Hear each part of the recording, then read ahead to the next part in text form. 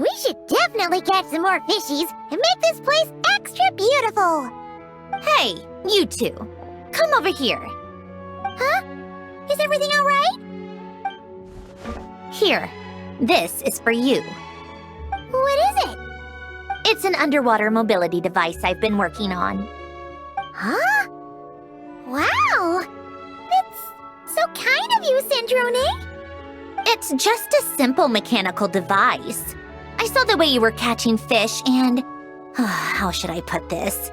It seemed somewhat unsophisticated. To be perfectly frank, I found it quite difficult to watch. Was it really that bad? It was inefficient, unskilled, and completely and utterly inelegant. No need to apologize. Everyone has their own ways of doing things. But seeing as you plan to keep adding to the aquarium, it might be best if you use this device. The waters of Fontaine are home to more than just harmless ornamental fish. There are plenty of predators who could do you some real harm. This device will not only help you fish, it'll also help you flee.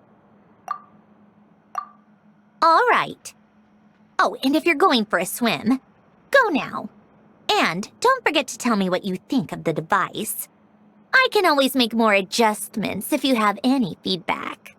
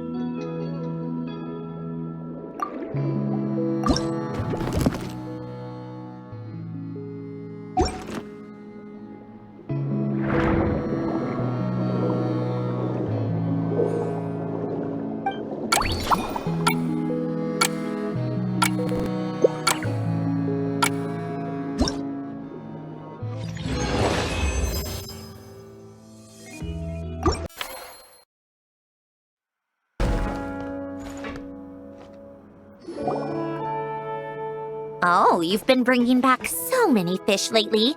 The aquarium is starting to look like a real ocean habitat. We're practically pro fishy fetchers already. You appear to take great pride in your work. You betcha.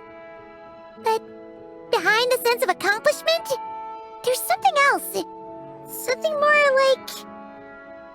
Yeah, that's it. That's how Paimon's feeling underneath. Why's that? Paimon's not sure.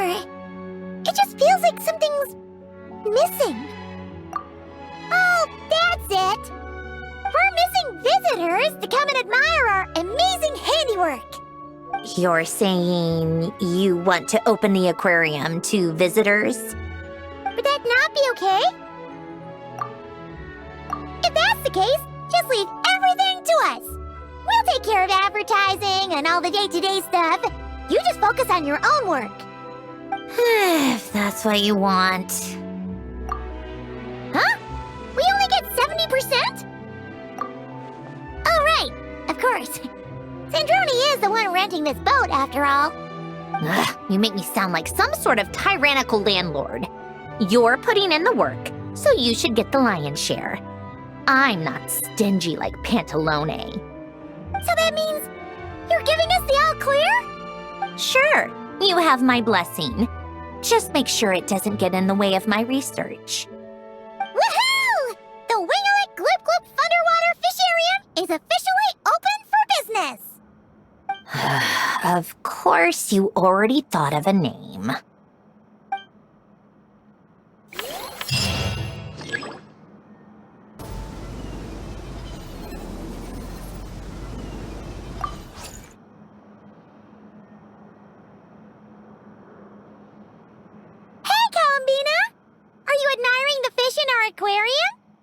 Mm-hmm. You've done an amazing job with this place. There are so many fish I've never even seen before. Have you been to an aquarium before? No, though I saw a few fish tanks in Snezhnaya. But my eyes weren't truly open back then, so I never really appreciated things properly. It's beautiful. I never knew the underwater world was so vibrant and colorful. It's like living in eternal springtime. Oh, look at that fish. Don't you think it looks just like Sandrone? And those two over there, one following behind the other. They're like the two of you. Hey, you're right! Now that you mention it, they really do look like us! That busy-looking one over there reminds me of Lauma. And that one in the coral seems to be quietly observing everything, just like Lady Nefer. Paimon gets the feeling you like matching all your friends to fish. Not exactly. I like my friends, so I naturally find myself thinking about them, even when I'm looking at fish. Wow! Paimon's really happy to hear you say that. So, are there any other fish that remind you of someone? I've made a lot of new friends lately. I'm afraid I can't find a fish to match every single one of them. That makes sense. Anyway, we'll keep adding more fishies to the aquarium. You should come back from time to time. Maybe you'll be able to find even more of your friends next time you're here. You're going to put my friends in the aquarium? Of course not! Paimon's talking about fishy look-alike friends, you big silly.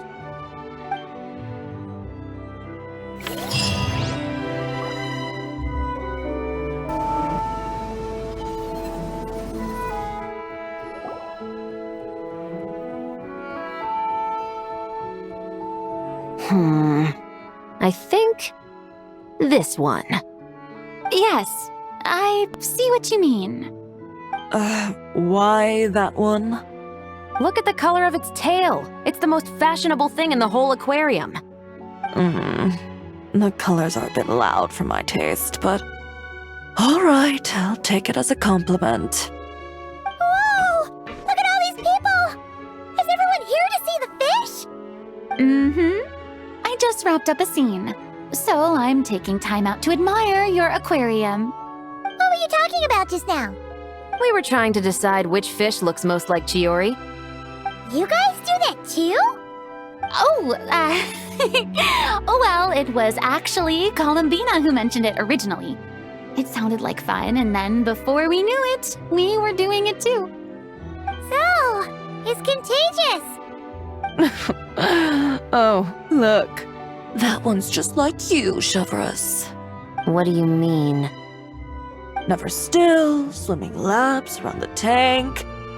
Just like you. Training every second of the day. Is that how you see me?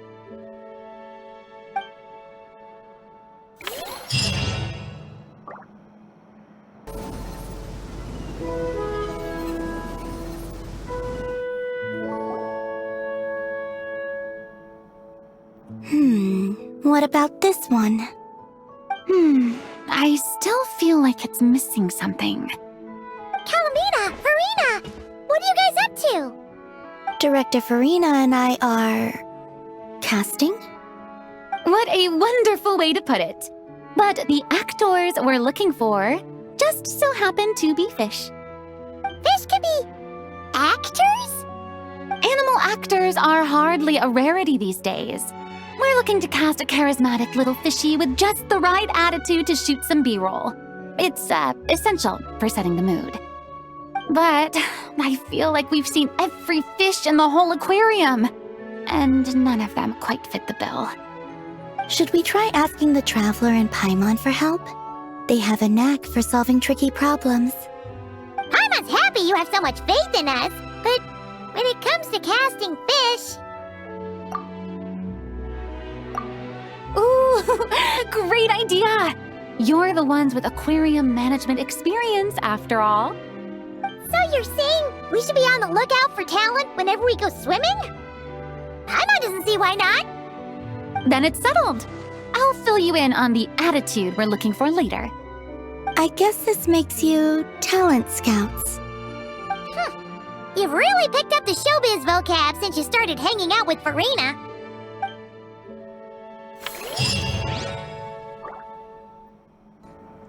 How tiresome.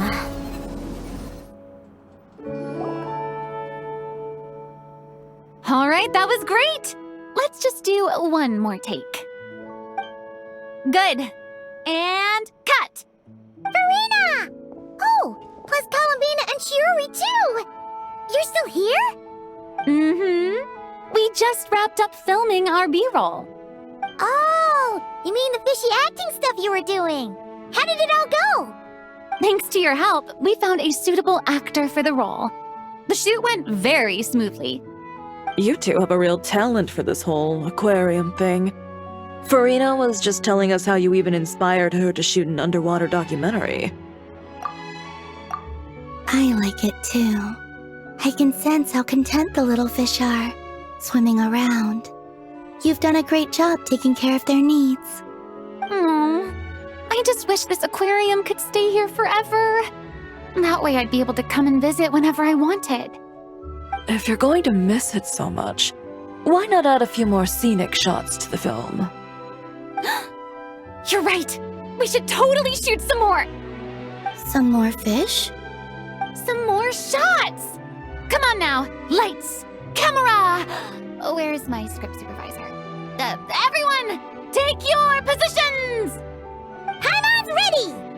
But calling out takes for fish actors is definitely a new experience, that's for sure.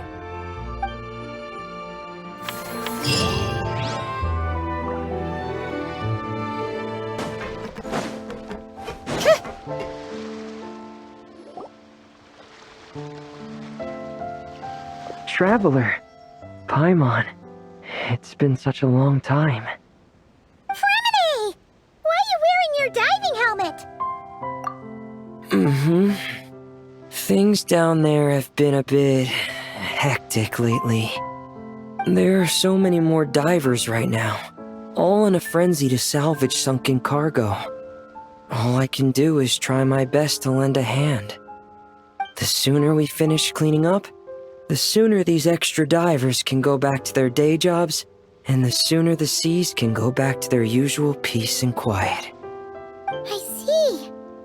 It must be really hard for you to adapt to all the commotion, huh? Thanks for your concern, Paimon. It's not all that bad, though. I've actually made a few extra finds. Things like unclaimed jewelry and antiques. Father said that if I salvage any pretty or valuable things, I should bring them here. She said you'd be able to find a use for them. Arlecchino sure is thoughtful. If you've got any pretty-looking ornaments that nobody wants anymore, we could use them to decorate the aquarium. Or even better, why don't we go salvaging with you? Are you sure? I wouldn't want to waste your precious time. Don't you worry about that. You already said we can keep any ownerless goodies you find. But how can we let you do all the work yourself? Taking the fruits of someone else's labor while we sit here twiddling our thumbs doesn't sit well with Paimon. In that case, I'll share everything the other divers have told me. Hopefully, that'll help narrow down your search. If you find anything that takes your fancy, feel free to make good use of it. However, some things are wanted by their owners, so if you find one of those, you'll need to return it. Understood? Please stay safe and don't stray into unfamiliar waters. If you run into danger, make sure to surface as quickly as it's safe to do so.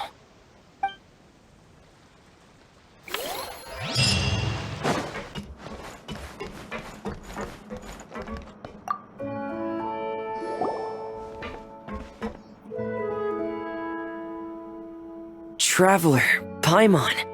Don't worry, I know what's up. It seems that the reason there have been so many divers around lately is because everyone's trying to clear away all the underwater junk. They're trying to get the environment back to normal as quickly as possible. If that's the case, I should really double down on my own efforts to help. If the underwater pollution gets any worse, the colors of the Rome maritime flowers will fade. And that's not all. I don't want to think about all the awful things that might happen. Let's work together to clean up the sea! Hey, Fremini, we found this pretty awesome-looking thingy underwater. We think it might be part of a musical instrument? What do you think? Sure. Oh, wow. This is really intricate. I've studied a fair few mechanisms, but I've never seen anything this detailed or unique.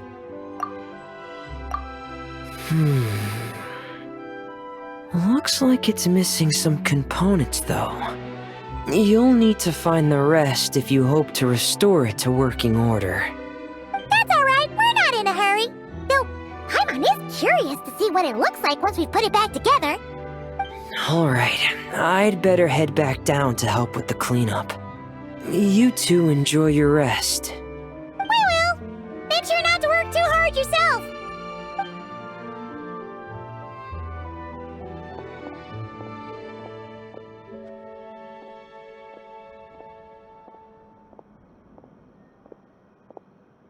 Huh? This thing. Did you fish it out of the sea? We sure did! Do you know what it is? More than that. I know whose it is. I used to sit in the garden and play this thing every day. Huh? So, does that mean it's yours? It was once. It's a mechanical piano that Hélène invented. It can be played by hand, but it also works automatically. Wow! That's incredible! But why was it... When Hélène fell ill, he couldn't bear to listen to the piano anymore. So I got rid of it for him. I never thought I'd see it again. I guess whoever ended up with it played it until it broke, but didn't know how to fix it. Otherwise, it would have never ended up in this state. Of course! Fixing something like this is trivial. The only thing is, it looks to have completely fallen apart. But if If you can bring me the missing components, I'll be able to put it back together in no time. All right, we'll keep an eye out whenever we're underwater.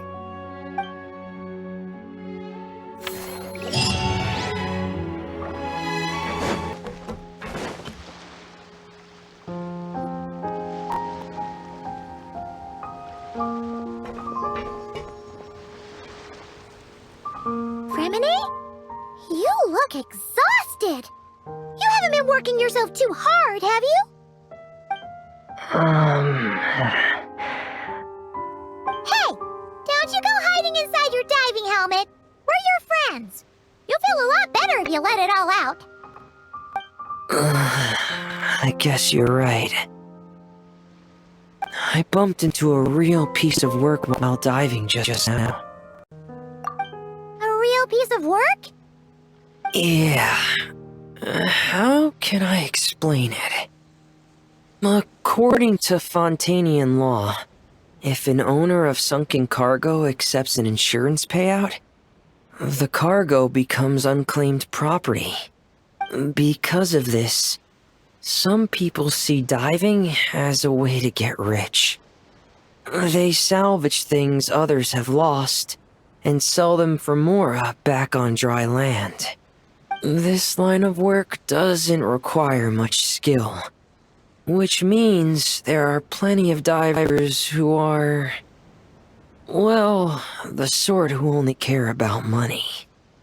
They often resort to barbaric means to drive away fish and blubber beasts, just to gain access to valuable salvage.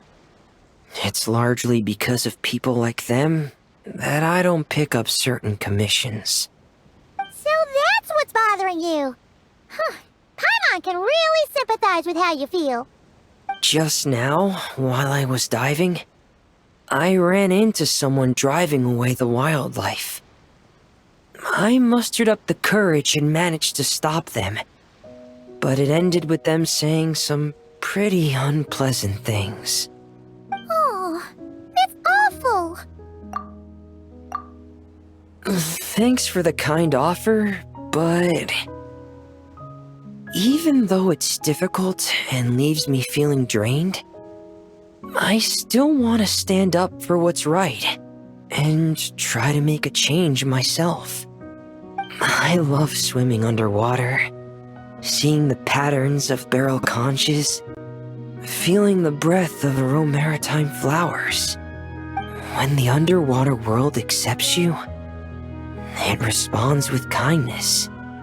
I believe that's how we should interact with nature, rather than just selfishly taking whatever we want. Wow, Remini. Paimon thinks everything you just said was great. See? When you have something you really want to say or do, doesn't it feel much better to just get it off your chest? Remini? I'm sorry. I'm still a little bit shy. But don't worry. I'll keep working on it. Oh, I almost forgot. Here's the latest underwater survey data. Please take it. I'm sure you'll find it helpful.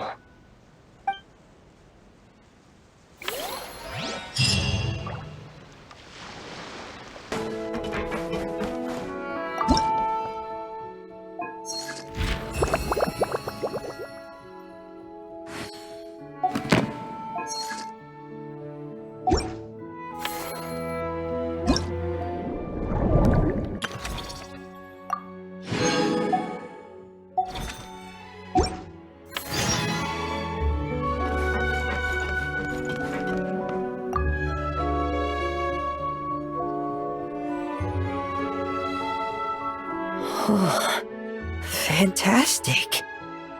That's pretty much all of the major junk retrieved. I'm sorry you've had to work so hard, you two. Oh, don't feel like you have to apologize, Remini. The way Paimon sees it, we haven't been working. We've been fishing up goodies. Thank you. I've had such a happy and fulfilling time. And it's all thanks to you. welcome. Besides, it was a team effort. And Paimon thinks you've made some real progress. You've been a great help both underwater and on land. Oh, alright. I'm sorry. Besides, thank you. I really don't know what else to say at times like these. Maybe I still need a little more practice? Take your time. There's no hurry.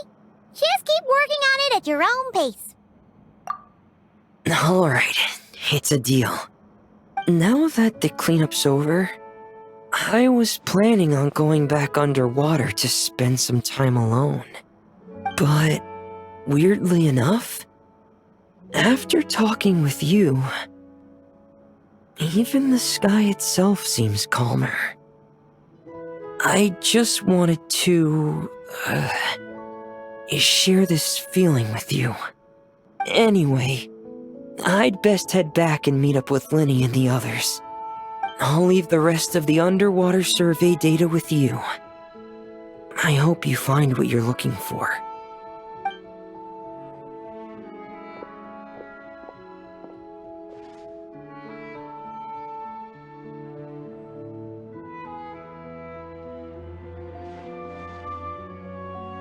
Hey, I could hear you celebrating from above decks.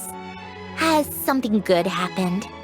Yeah! All that junk that was upsetting the fishies has pretty much been cleared away. We also found the rest of the piano pieces. Really? Let me take a look. Well, I'll be. With these components, I can finally fix the piano. It might not be exactly how it was before, but it should be able to play beautiful music again. Oh, you sound really happy, Sandrone.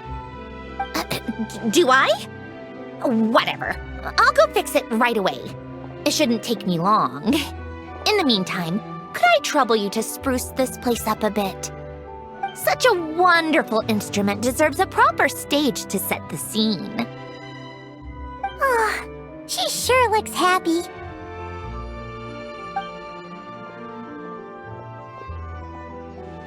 Whoa, what a beautiful piano. Of course it is. It was me who fixed it after all. I also reinforced the mechanical linkages and retouched the exterior. You two didn't do too badly yourselves. This stage is truly worthy of this piano. It was nothing. Anyway, that's enough chit-chat. Aren't you gonna play us a song? Huh? Right now? When else? Why fix a piano if you're not gonna play? How about we leave the performance on hold for today? There's plenty of time for me to play for you later. Absolute nonsense. I just want to sit with it quietly for a while and reminisce about the past. And don't think a few cheap taunts are gonna get me to play. Practice first, performance later.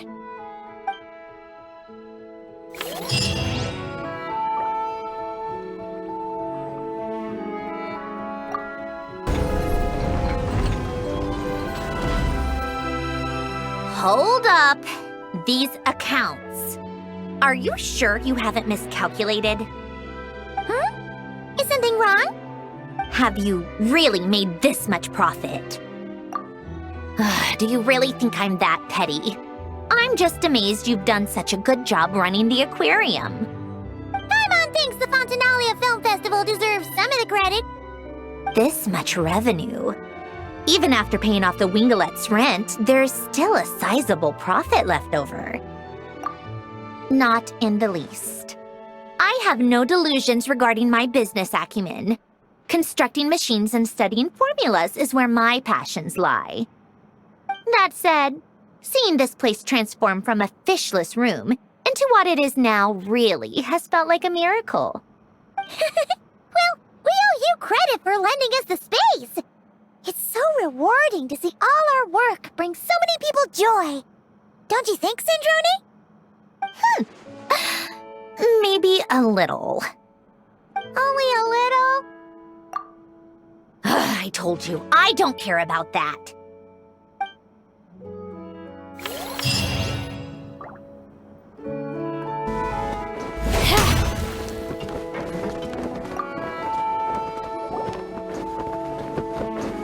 Hello there, Traveler in Paimon. Miss Kyuton mentioned you've been running an aquarium. Naturally, I accepted her invitation to come serve as a marine consultant. Great! With head nurse Snezhnaya around, we won't have to worry about the little fishies getting sick. Since you asked me to look after the animals at the Chevalmoran Film Fantasyland, I've picked up a few tricks of the trade. It turns out looking after animals isn't all that different from caring for patients. Well, the well-behaved ones at least. But that's the thing. Not all fish are well-behaved. So on top of looking after the ones you already have, I have a few ideas for inpatient therapy that I'd like to discuss. The word from Officer Siseth is that certain wild fish have been getting unusually aggressive lately. Apparently, they're attacking other creatures, as well as divers and even small boats. I was wondering if we could invite them to the aquarium for some rest and relaxation. At the very least, it'll keep them from causing any more trouble. Once they're here, I can look for a way to cure their sudden bad temper. That way, we can help the fish and the waters return to normal. And you can add some unique guest performers to your aquarium. What a wonderful idea! All right. I'll give you all the intel I have on where to find those aggressive fish. The rest is up to you.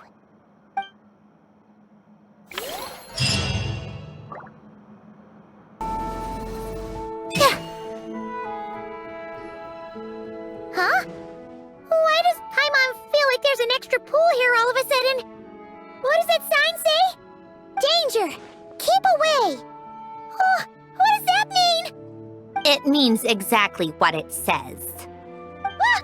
Sandrone! You made Paimon jump! Did you put this sign here? Yes, with the intention of keeping any curious cats well away. What's so special about this pool? It's full of piranhas. Oh, just kidding. Don't tell me you actually believed that. I learned that a few fish in the aquarium are highly territorial and can get rather aggressive. So, I moved them here. Don't scare Paimon like that! So, this place is like a special quarantine zone for aggro fishies? Exactly. The water in this pool is much deeper and there's a lot more space. It helps calm down the more territorial fish. I also asked Snezhnaya at the Fortress of Meropide for some special bait to help mellow them out a bit. Oh, wow! So, you really do care about the fishies' well-being. I don't think anyone wants to see the aquarium turn into a bloodbath. That's for sure. Anyway, why don't you leave this to us? If you insist. When the fish in the pool feel comfortable enough to swim to the surface, it means they're on the mend. So, once they're all relaxed and happy, we can put them back in the aquarium? Where you put them is up to you. All I'm responsible for is scooping up the unruly ones and moving them here in the first place. Understood. But that sign is way too scary. Maybe we can change it for something a little less terrifying? If you want. They're your fish, so I'll leave it up to you.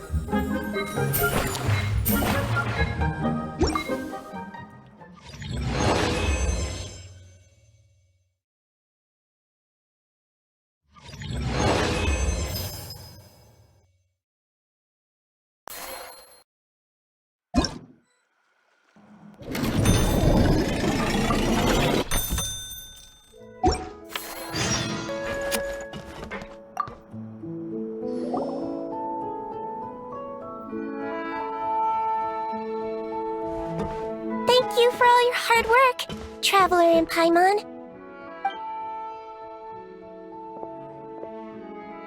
I have a pretty good understanding of our patient's condition now, so I've mixed them up some special mumlazine medicine. Adding these herbs to the water tank should help calm them down. So, you're basically turning the whole tank into a giant health spa? Huh. That really is a plan that only you could pull off, Sandrone. You're spot on. I'll need to invite a whole variety of different fish here for physical examinations before I can determine exactly what's wrong. I'll put together a list of patients to check based on the characteristics I need. I'd appreciate it if you could keep a close eye out for any fish that meet the criteria.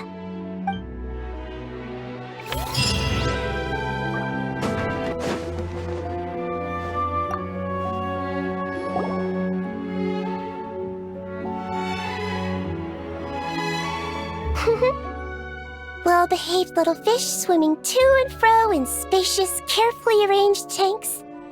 It really is a beautiful sight. That's why our aquarium's so popular. If only they were this well-behaved in open waters. And then, people could dive down and immerse themselves more deeply in the beauty of the natural world. Anyway, thanks to your help, I've got to the bottom of why these fish were so agitated. Over the years, there have been plenty of shipwrecks, and even some absolute scoundrels illegally dumping waste in the sea. A huge amount of man-made junk has sunk to the seabed, piling up and destroying natural habitats. It's this that's caused the fish to become increasingly aggressive. Apparently, a group of divers has already accepted a commission to clean up the junk. But it looks like I'll have to give them a polite kick up the backside and ask them to pick up the pace. Yes, in the meantime, let's continue our work by bringing in as many aggressive little fish as possible to help them relax and recuperate.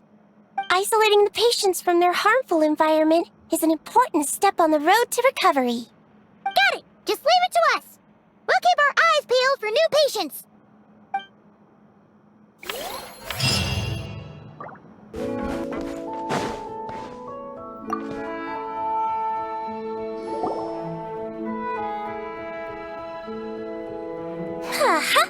Everything's going smoothly. I'm convinced that our search for a cure is entering its final stages. But, besides finding a few more aquatic patients to complete the list, I have another more particular request. I need you to locate some key underwater mechanisms in the affected waters and retrieve the data recorded by their sensors. Exactly. We should also talk to the boat owners and divers to make sure they've learned their lessons. That's right. Not to mention the fishermen and the tourists. Anyone who takes a boat out on the surface, and those who dive beneath it. Everyone who interacts with our waters needs to be mindful. They can't just dump things in the sea and go around destroying marine habitats. Otherwise, some very aggressive fish might come along and capsize their boats.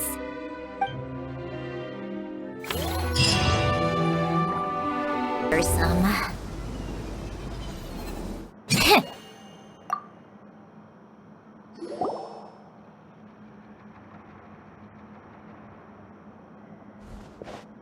Traveler, Paimon, I have some wonderful news.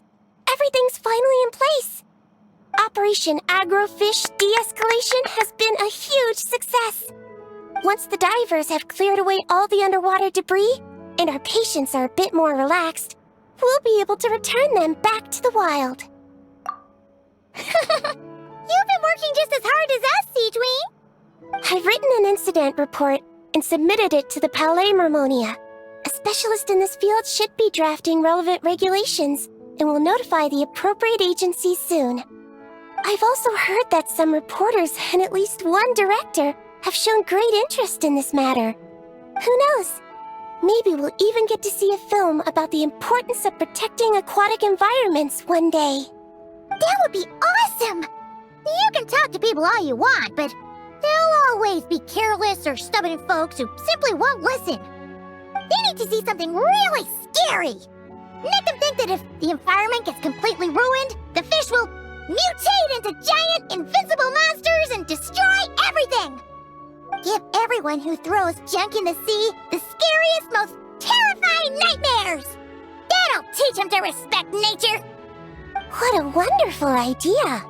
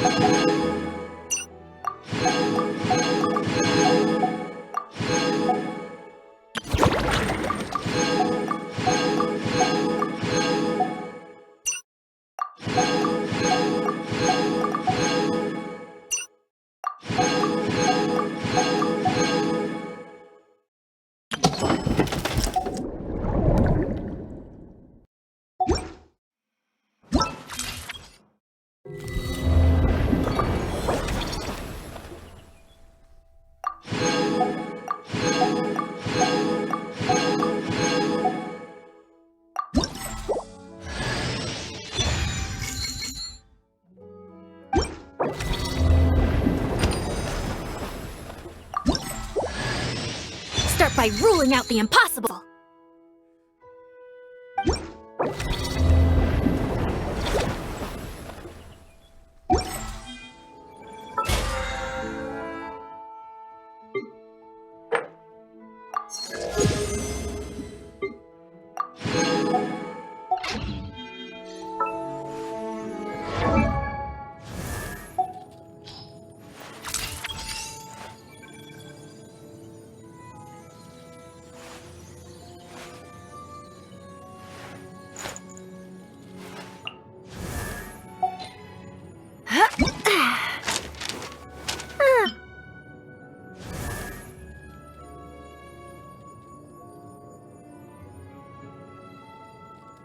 Start by ruling out the impossible.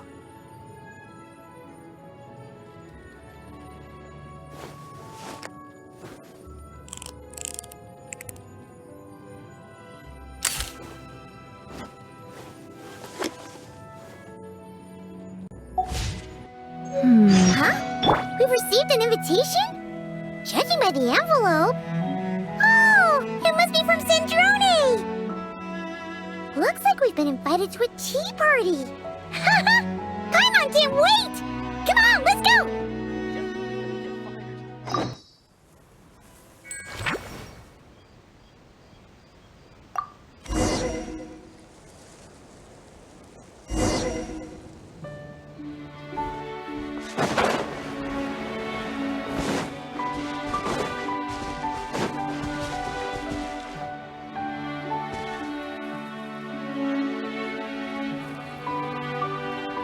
Oh, you're here. Hiya, Sandrone!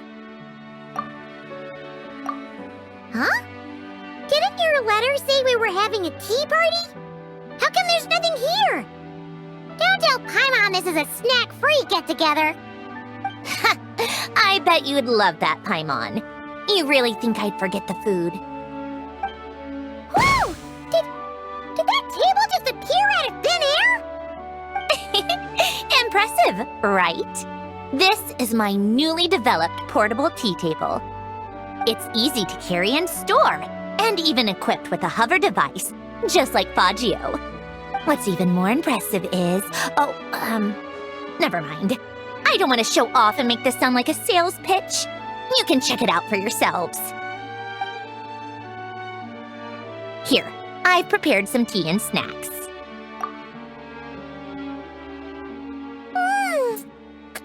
These are so delicious! You really are a great cook. Naturally. But what inspired you to make something like this? I wanted to be able to enjoy pleasant tea parties with friends wherever they are, of course. I've said this before. Holding on to what you already have isn't the only way to preserve what's precious. Lately, I found myself wanting to go on walks and visit my friends more often. But inviting myself to others' homes and expecting them to prepare tea and treats, then letting them clear the table afterward. It's hardly proper etiquette for a lady. Paimon doesn't think your friends would mind. I mind. Besides, a simple invention like this is no trouble at all for me. I can see you like it. Don't worry, I can make one for you too. Huh? Are you sure that's all right? It's perfectly fine. Like I told you, I can whip up something like this in no time. Don't mention it. You helped me out a lot during the Fontanalia festival. Consider this as thanks.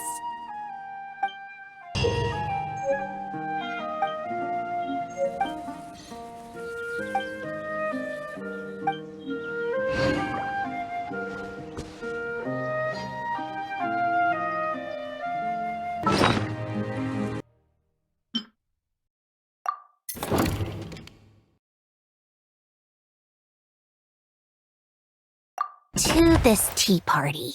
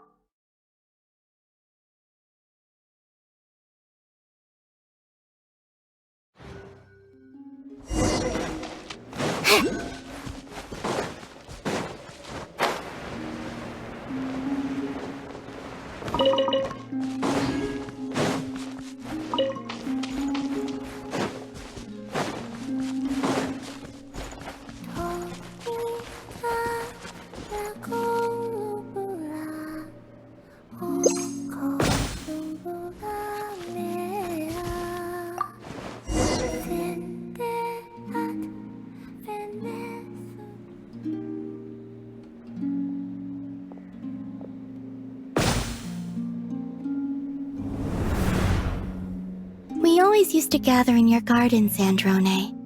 Now you're the one visiting me for tea. It's such an odd feeling. I'm still the one getting everything ready. Doesn't feel so different to me.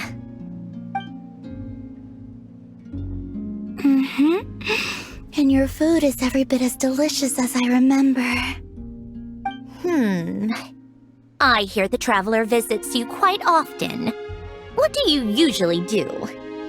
Sometimes we chat, sometimes we play games with the Kuhenki, and we also like to watch them draw. Oh, and we play moon chess too. Moon chess? Is that the one where you try to get 3 pieces in a row? Who usually wins? I don't keep count, but I must say the traveler's a very skilled player. I'll show you what real skill looks like. Care for a game? If we draw, it counts as a win for you. Sure thing. Let's go.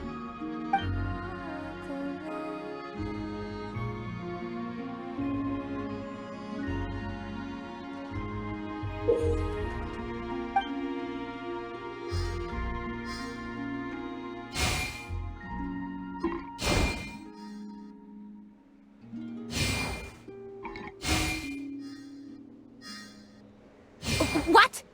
That's impossible! Looks like you lost, Sandrone. I let you win! Really? Then why do you seem so worked up? Darn it! I want a rematch.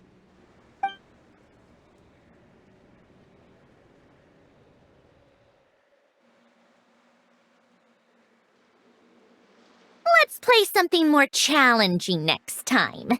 I know a lot of fun math-based games. Sounds exciting. Huh? What's so funny? I can barely remember seeing you this happy before. You hardly ever invited me to play games. Usually, you just chase me away. Hey, don't make me out to be some sort of bully. I'll invite you to more tea parties from now on, all right? I'd like that, Sandrone. I enjoy these little gatherings.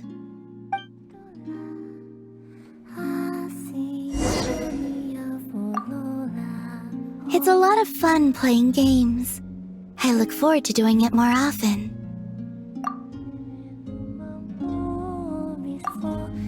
It's a lot of fun playing games. Leaving already? All right. See you next time.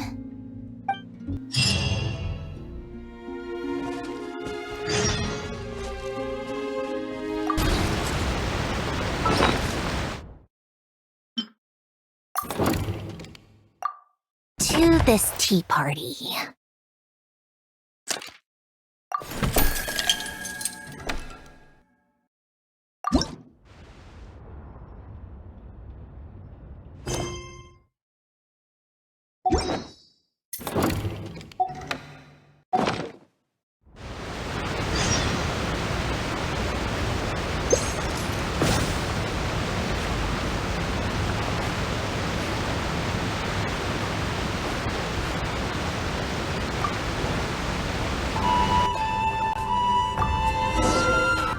Thanks for the invitation, Sandrone. This food tastes just like I remember. It really brings back memories. You're welcome. If you like, we can get together more often when I'm back in Snezhnaya. It'll be just like the old days. Of course. Speaking of Snezhnaya, how's everything going on your end? Her Majesty the Tsaritsa's plans have made some initial progress, but Project Stuja is proving more difficult to implement than the mayor anticipated. Then it appears we'll both be busy from now on. Though, we should still have time to stop for a cup of tea every now and then. Or even catch a performance by the Korolievsky troupe. Is Odette still performing ballet? Yes, every time I see her, she seems to keep getting better. Amazing. I'd love to see her perform again when I'm back. I find it really quite fascinating. Despite learning her craft under Rosaline, their temperaments and styles couldn't be more different. That's not necessarily a bad thing. True. Rosaline danced with a fiery passion, whereas Odette is as frosty and opaque as a block of solid ice. She appears to be carrying a heavy burden. And yet, when she performs on stage, her movements are so pure, as though her heart were free from even the tiniest of blemishes. Or perhaps she's sealed such things away, where no one will see them. Perhaps. In the end, isn't that what ice does? Freeze over the cracks? But she's not fragile, she's resolute. If anything, I'd say she's dangerous. At least in that regard, she resembles Rosaline. Because she's dangerous? Because of her resolve. I suppose you're right. No wonder there are rumors that she's the favorite to inherit the La Senora title. Once we get to know her better, we could invite her to our tea parties. I hope she won't refuse. Me too.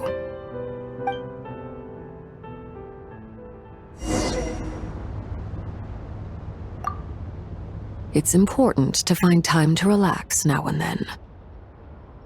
Very well. I'll see you in Snezhnaya.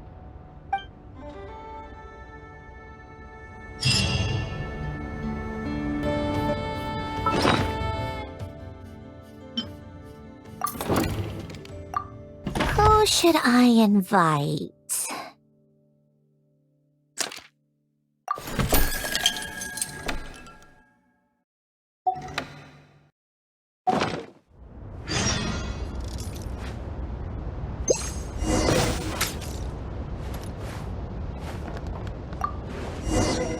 Well, this is one for the books. Never thought I'd see the day when you'd invite me to one of your tea parties, Sandrone. Perhaps if you'd worked on your etiquette, I would have invited you over sooner. I agree. It might also help your case if you stopped challenging people to duels all the time. You sound exactly like my big brothers and sisters. I can't help it. Back when my master was training me in the wild, etiquette wasn't exactly a priority. Forget it. It's not often we manage to get together. Let's just relax and enjoy the moment.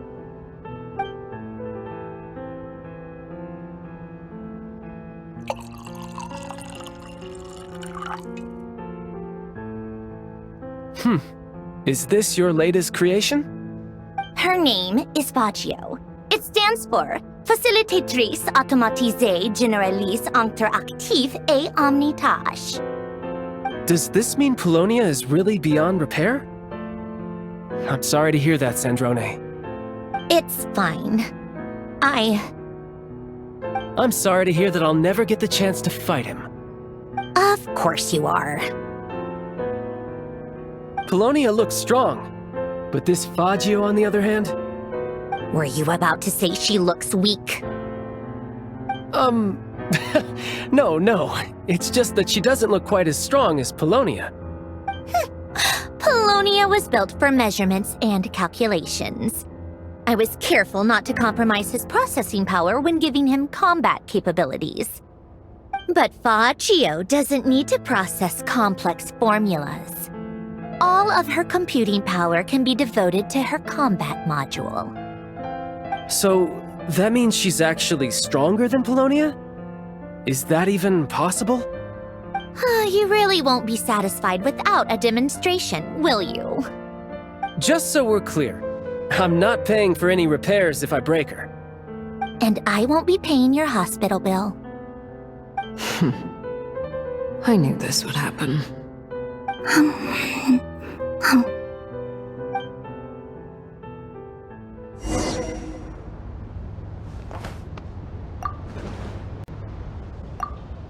Not bad, these tea parties all in all.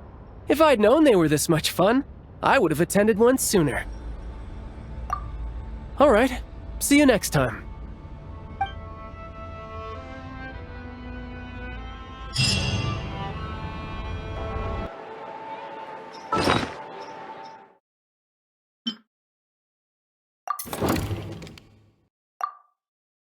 To this tea party.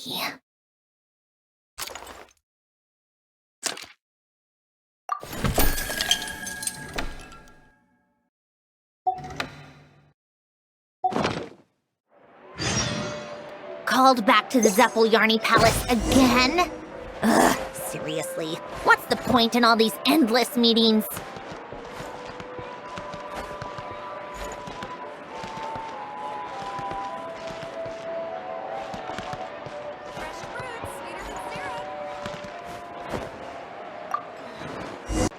Come to think of it, I wasn't the most attentive host when you visited Snezhnaya before. There's no need for that, Lady Sandrone. Even if we never sat down for a chat, you always provided us with the best refreshments. My apologies. I was too busy back then. I'll be sure to take better care of you the next time you visit. You never let me try out your inventions before either. There were different reasons for that. Actually, Father told us not to disturb you wherever possible. Don't worry about that. I don't mind the occasional disturbance. You can come for tea whenever you feel like it. Really? Actually, I've always wanted to ask you to take a look at Pear. I have some ideas for improvements that I'd like to run past you. Sure thing. That is my area of expertise, after all. Oh, thank you, Lady Sandrone. Is being a harbinger really so tough? When you put it like that, I suppose it is a little. There's a lot to consider. Though most of my frustrations stem from my colleagues. So that must mean that getting along with others is a must-have skill? I suppose so. But I doubt you have much to worry about in that regard. At least, Lyney certainly doesn't. You flatter me, Lady Sandrone. Do you want to be a harbinger? Actually, never mind. It's not my place to ask. Just pretend I said nothing. That's all a little far off for me. I'm certainly in no rush to think about it yet. If you became a harbinger, wouldn't that mean you'd have no time to accompany us on missions? In that case, would that mean Lynette and I would have to become harbingers too? I told you, stuff like that is too far off to think about. Besides, no matter where I go, I'll never leave you two behind. I promise. Sometimes I really envy this little family you have.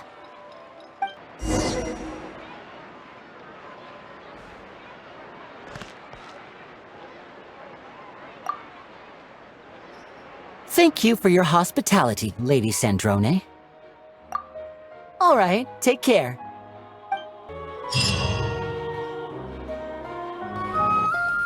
It's about time we threw another tea party, don't you think? I wonder who else is free.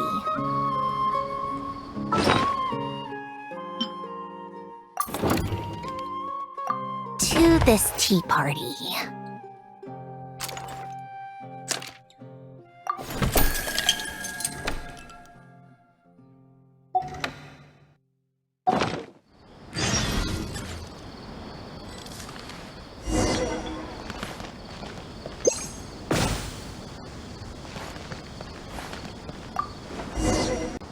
This really is hard to believe. I never imagined I'd be sitting here drinking tea with you. Is it really that strange?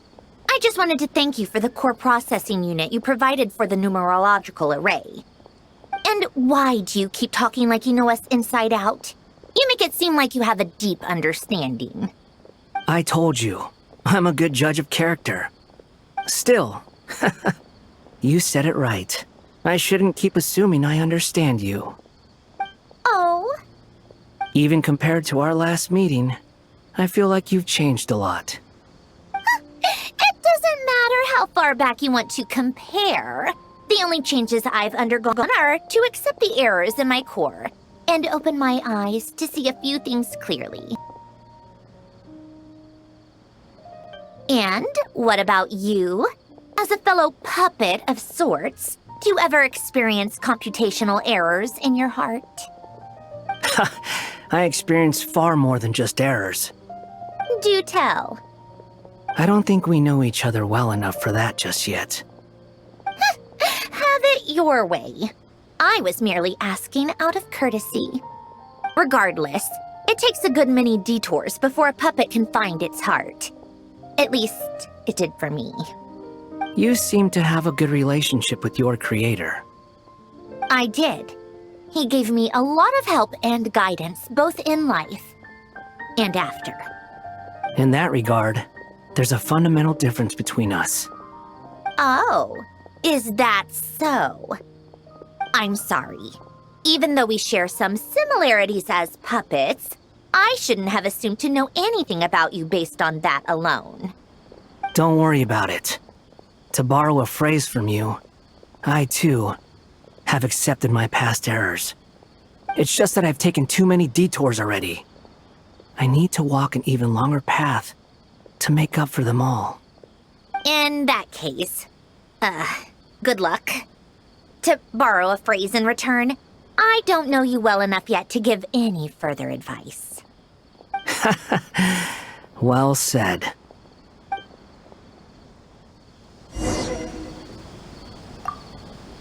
We each have our own paths to walk. There's no need to say anything more. This tea is quite good, by the way. All right. Goodbye.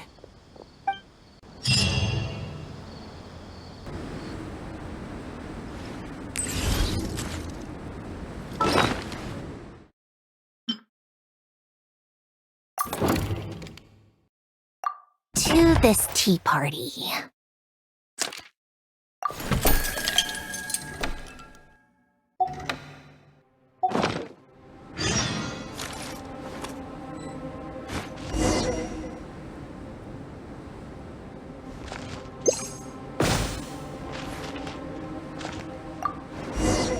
It's a rare occasion indeed when Miss Sandrone finds the time to visit Mondstadt. You provided such invaluable help when I was researching the numerological array. I wanted to thank you in person. You're too kind. But such things lie well outside my area of expertise. The credit for completing it should really be all yours. It was a team effort. Come to think of it, where's Durin? Seeing as you're practically his guardian, I thought he would be unable to stray too far from your side. You're not entirely wrong. But recently, he's been making headway with his social skills. So I've been trying to encourage him to be a bit more independent. Aren't you worried about him? A little. In the past, if he was on his own and interacting with someone whose personality was, let's say, strong, he tended to... Pick up bizarre habits? Mimic unusual verbal tics? Precisely. I take it you've experienced something similar, Miss Sandrone. Do you even need to ask? I'm practically an expert. Typically, after a meeting with Grandmaster Varka, I'll take Durin to visit Sucrose and help with her research. It allows him to find his focus. But if he spent too long with acting Grandmaster Jean, we'll pay a visit to Klee so he can rediscover how to relax. Sounds like a lot of work. Just looking after my family. How would you handle such situations? Me? I don't have the energy for that sort of mess. But it seems to me that if someone's good by nature, no matter how much they're influenced, they'll always return to their true self. An excellent observation. Perhaps I can adopt this way of thinking.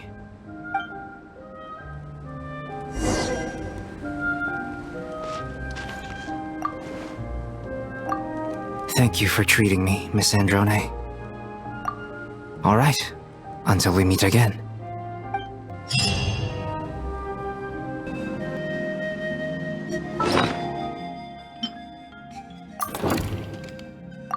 To this tea party.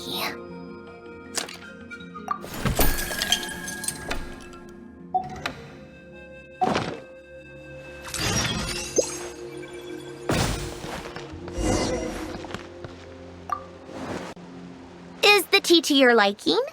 Or would you prefer something with a little more bite? Tea is fine. I feel guilty drinking during the day. Best not to do it too often. Anyway, Miss Guillotin, what brings you to Natlan? I'm just traveling around, visiting old acquaintances. Besides, I wanted to thank you for agreeing to help out during the Fontanalia festival. You're too polite.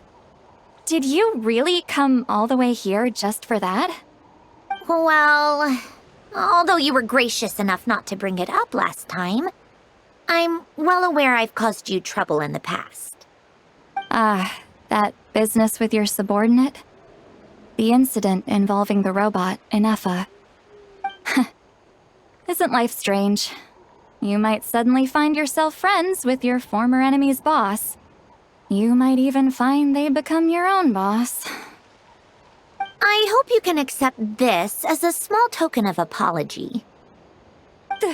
This... It's a limited edition! No, a collector's edition? And it's my favorite genre! How did you know? I asked the Traveler for advice. He has a pretty good grasp of your reading preferences. The Traveler? Ugh, what's with these conflicting feelings? It's like I'm pleased, but also embarrassed. Naturally, I'm flattered he knows what I like, but does he really have to go shouting it from the rooftops? I'd rather he just gave me a gift himself. Do you like it? Thank you. You're too kind, Miss Gyotan. If it's the type you like, then next time I can bring you some more. Of course, when the time comes, I'll have to trouble the Traveler to pick them out with me. With you? You mean you went to the bookstore together to get this? Yes, he seemed intent on choosing the perfect one. Maybe next time... There'd better not be a next time! Oh,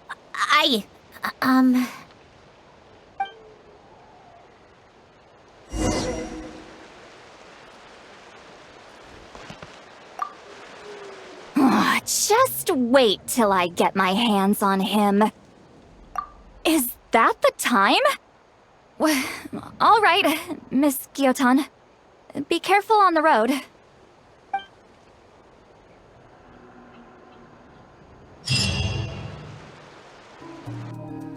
It's about time we threw another tea party, don't you think? I wonder who else is free.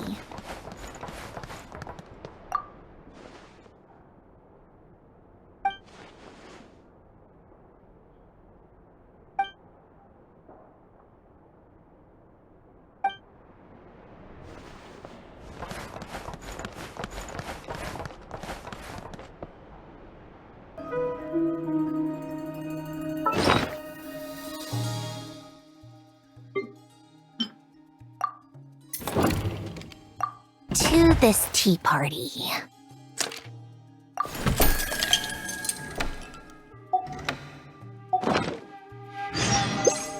Called back to the Zeppeljärni Palace again? Ugh, seriously. Delicious tea and delectable snacks. Thank you for your hospitality, Miss Sandrone. I'm glad you like it. I also brought some snacks for Ashru. Isn't that right, Ashru? Come here. There's a good kitty. I hope your warm feelings for Nodcry and the Curatorium of Secrets will prove beneficial to our future cooperation. I hope so too. Here, Ashru, try one of these. Also, regarding that matter I inquired about before... Your little paws are so soft. Miss Sandrone, don't tell me you use this tea party as a pretext to come here and dote on my cat. Huh? Me? I would never! I take my dealings with the Curatorium of Secrets very seriously. Ashru, come here. Aww. Then let's talk about the details of our dealings, shall we? So what if I wanted to pet Ashru? Who wouldn't? Small animals are usually wary of machines. It took a lot of work to get Ashru to trust me when I was here working on a numerological array. What's so wrong with me wanting to give him a belly rubber, too? No need to get so defensive. Go on, Ashru. It's not like it's my place to tell you who you can or can't rub up against. But once you're done petting him, don't forget we have business to discuss. Like I told you, I take our dealings very seriously.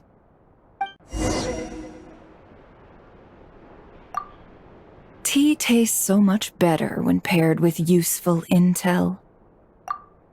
Oh, take care. And remember to drop by whenever you're free.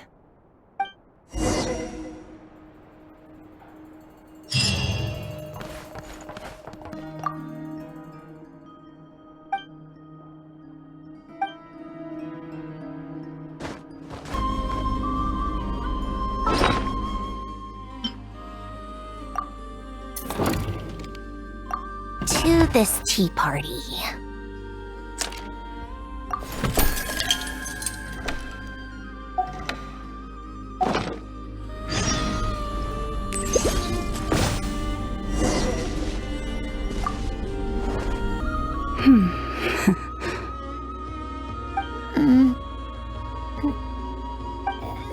So, how have the Frost Moon Scions been faring lately? Quite well. The return of the Moon Goddess has strengthened our resolve to walk our given path. Really? Well, that's good to hear. I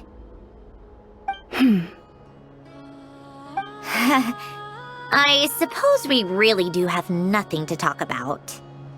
I'm afraid that is because there's far too much history between the Frost Moon Scions and the Fatui.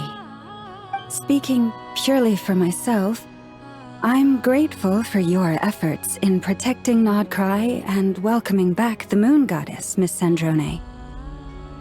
But as for your associates... I understand.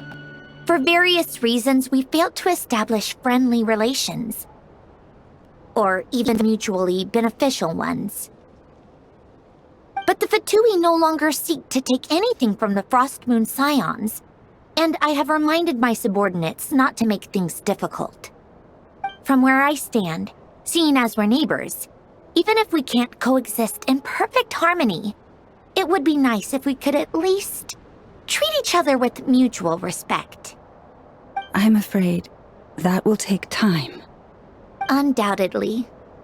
But we can start by taking one small step at a time. Would you like to try this herbal tea I prepared? Oh, herbal tea?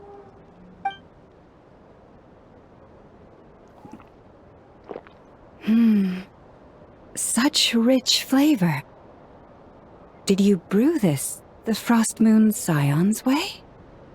Most outsiders I've met don't like our tea. How did you...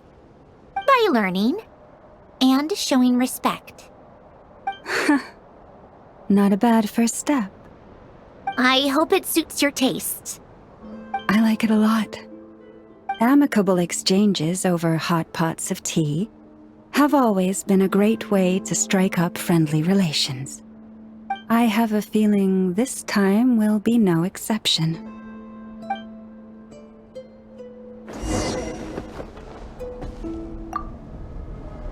A truly delicious herbal tea, Miss Sandrone. It's like I can taste your sincerity. All right. Next time, I'll have to invite you for tea.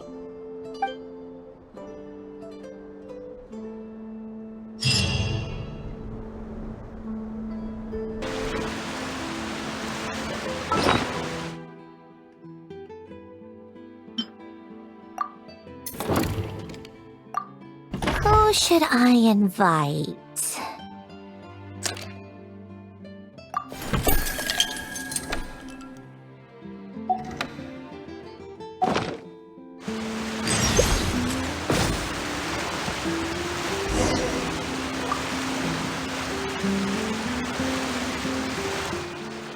I feel simply awful leaving all the work to you again, Miss Kirtan. It's no trouble. This is the least I can do after your recent support during the Fontanalia Film Festival. Oh, please. The actors were the true stars of the show. Don't you plan to return to performing yourself, Miss Farina? Well, never say never. But, right now, I prefer working behind the scenes. Truth be told, when I still lived in Fontaine, even I knew who you were. The universally beloved superstar, Farina. Please don't! Whatever you do, don't say you grew up watching my performances. It makes me feel so awkward. Oh, you've no need to worry there.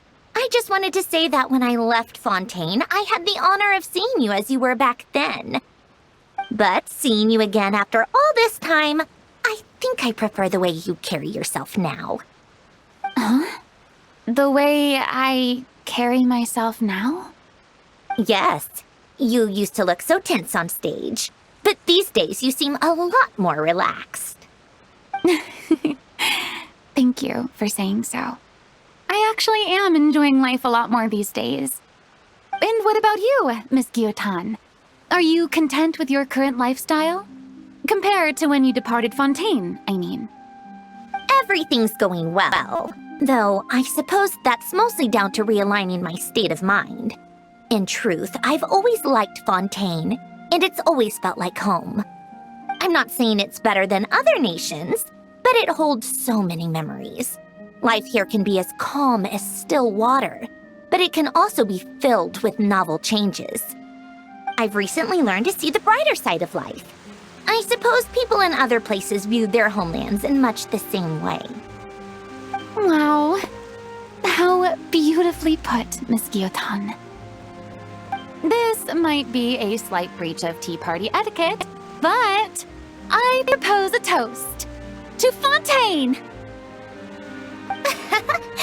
To our homeland.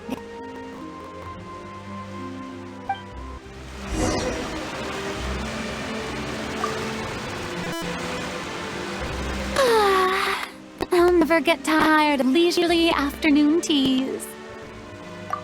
My, joyful times truly do pass by in a flash. It's about time we threw another tea party, don't you think? I wonder who else is green. Once again, they found something to disagree. Who should I invite?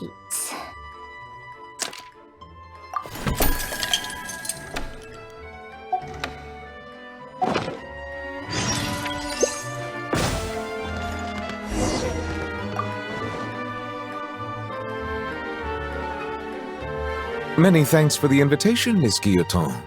I presume this pure water was prepared specially for me? Think nothing of it, Monsieur Neuvillette.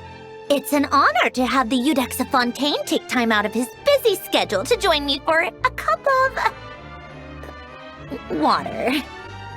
Does the Fatui have some official business that you wish to discuss? Not at all.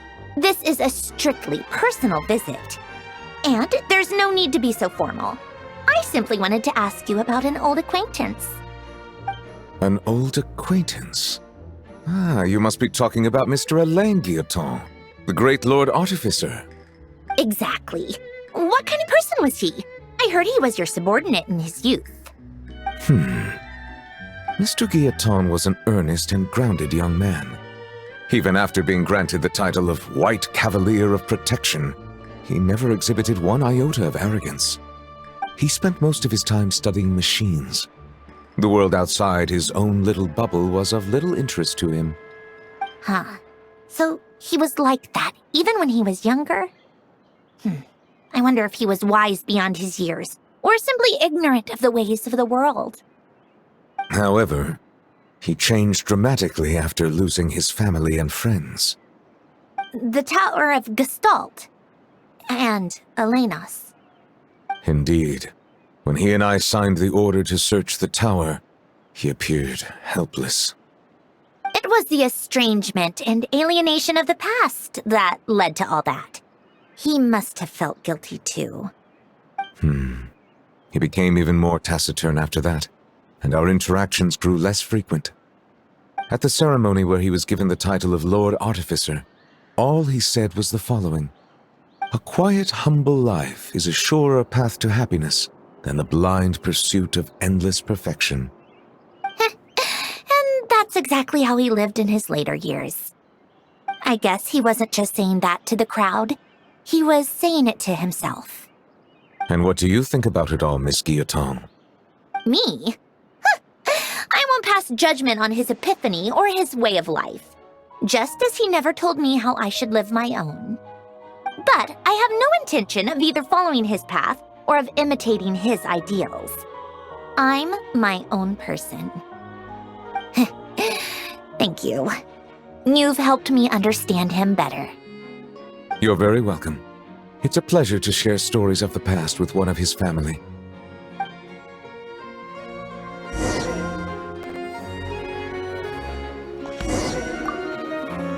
And a pleasure to share stories of the past with you, Miss Guillotin, over this wonderful glass of water. Very well.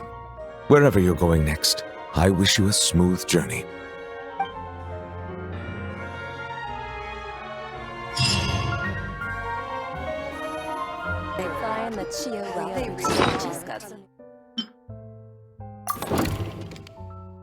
To this tea party.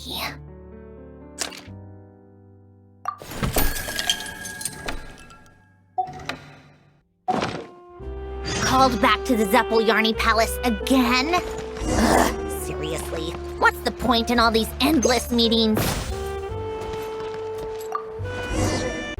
Ah, Miss Columbina, Miss Sandrone. Thank you for taking the time to join our tabletop troupe. The pleasure's all ours. We haven't really played this before, so we'll be counting on you to show us the ropes. Don't worry, there's no pressure. The most important thing is that everyone has fun. That's great. I'm really looking forward to this.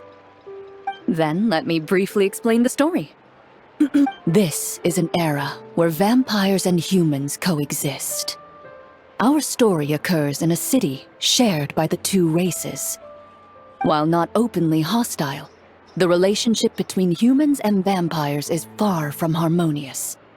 Now, a murder in the dead of night has completely shattered the delicate balance. Vampires?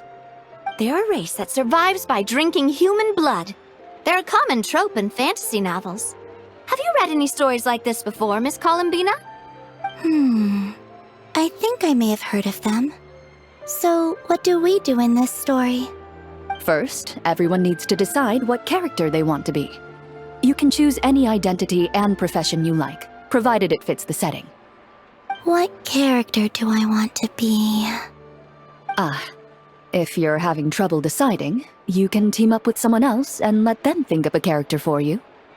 Oh, you mean we can let someone else create our backstories?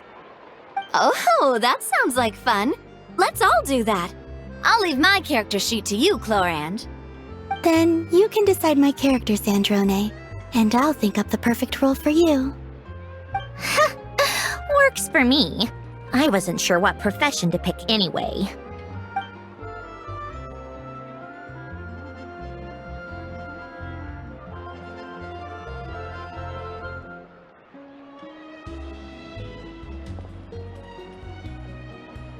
Is everyone finished? I can't wait to see what mine says. I'm a merchant who plies her trade in a city where vampires and humans coexist. Wait a minute. Game Master, this character sheet is suspiciously similar to my last one. Even the stats are the same. You just copied the whole thing. No matter what I give you, you'll still find some weird way to derail the story. Besides, I think this type of shrewd, boisterous character suits you right down to the ground. Hey! Let me see who I am. I'm a big bad vampire. During the day, I like to sleep at home, only going outside to take strolls in the garden at night when the moon is out. I like to sing, and I use my voice to lure in my prey. No one who's seen into my eyes has ever lived to see the sunrise. Is this how you see me, Sandrone? Don't you think it suits you? Plus, it's a fascinating character. All right, but I still want to try my best to be a slightly kinder-hearted vampire. Whatever you think is best. Right, let's see mine. I'm an elegant, noble lady who likes to tinker with inventions in my room. I go to sleep very late and keep a highly irregular schedule. Hey! What sort of person introduces themselves like this? But I'm also a vampire hunter. When someone in the city is in danger, I bravely use my inventions to save them. Huh? This is nothing like me at all! You don't think so? I think it's exactly like you. But based on these introductions, It seems like Miss Columbina and Miss Sandrone's characters should be sworn enemies. Well, it certainly seems like this story's going to throw up some fascinating developments. Ugh, I can't wait! I feel like this story is gonna throw up a lot of headaches. You're worried how this will play out, aren't you, Sandrone? Is it because I'm an evil blood-sucking vampire? The only thing I'm worried about is missing my chance to set your character straight.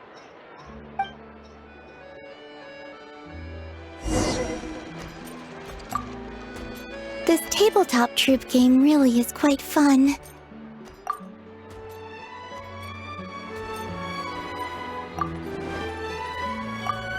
This tabletop troop game really is quite fun. Yes, I think the big bad vampire should be heading home too.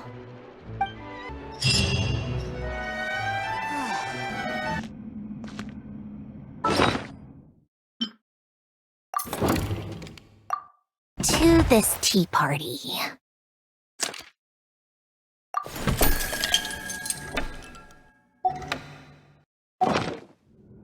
Called back to the Zephylyarny Palace again? Ugh, serious. To be honest, I'm still in shock. You know, back then, both Alen and I thought you'd already left this world. If we had woken up earlier, maybe we could have visited you and Alen. But I suppose that's fate. Miss Marianne. Fate works in mysterious ways. Who would have thought that Anne and I would see a film poster featuring your portrait during our travels? So that's what made you think to contact me? Precisely. The aroma of coffee. It really takes me back. Thank you for inviting us to your tea party, Miss Sandrone. Your garden is so elegantly arranged. It's perfect for a lady of such grace. This is the home Alen and I once shared. I feel it's only right that I maintain its beauty. See? You're already so much better at this than my brother. Alen never even decorated his room. He couldn't deal with pretty things. That's right. And Renee was no different. Jakob and I were the only ones who could properly spruce up a room and prepare a tea party. So he was like that even when he was little? I always thought it was due to his age. He was always that way. He may have been book smart, but he was a bit of a klutz in other ways. Maybe that's why he was the only one of us who chose painful reality over the illusion of a sweet dream. I don't think he regretted that choice. No, because that was his wish as a hero. The regret is ours. His wish should never have stood alone. What about you, Miss Sandrone? Is there something you wish for? Alen once asked me that exact same question.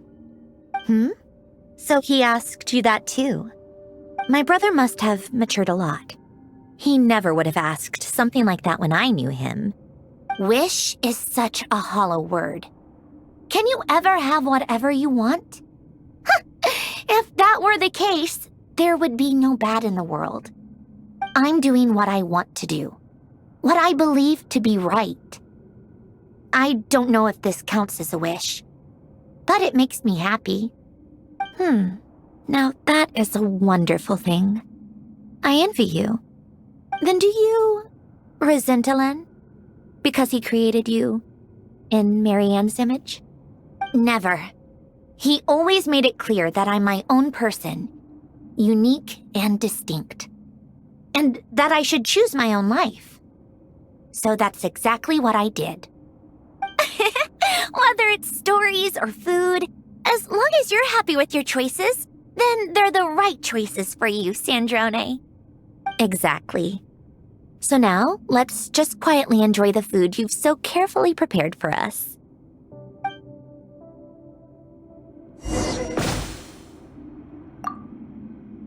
Life is best when all is peaceful and calm. Is that the time? We should get together more often, Miss Sandrone.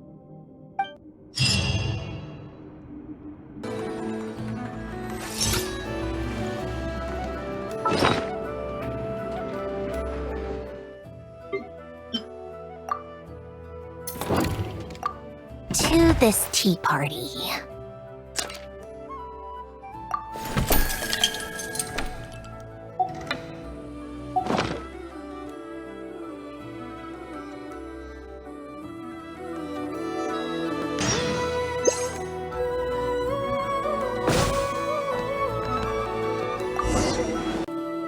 Please accept my gratitude, Miss Sandrone, on behalf of Miss Mamere, for your kind invitation. This food is delicious. Thank you, Sandrone. Your culinary skills are amazing. I'm glad you like it. But prototype 4ACV07, I believe this is the first time we've met. How did you recognize me? Oh, that's the first time I've heard anyone call Seymour that. Affirmative. Although I am familiar with your gentleness and radiance, I have never seen you in the flesh before, Miss Sandrone. I can recognize you because your appearance is an exact match of my master, Miss Marianne Guillotin. Her image is permanently recorded in my memory unit. Miss Marianne told me about you. Since your appearance matches hers, the logical reasoning required to recognize you is quite simple, Miss Sandrone. Even Alain's earliest work is so impressive. Though, it appears you've had a few enhancements made. I suppose I should address you as Seymour now. Were you confused when you saw me? Negative. My primary directive is to accompany and protect Miss Marianne on behalf of Alain Guillotin.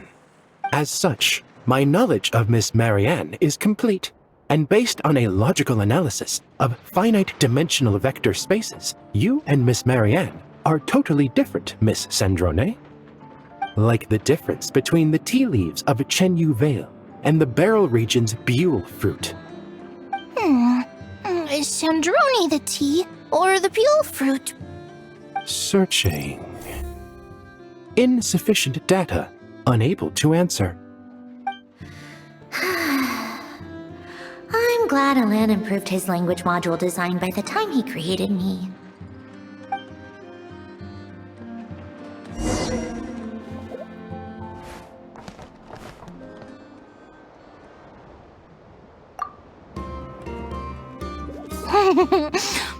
This food is delicious.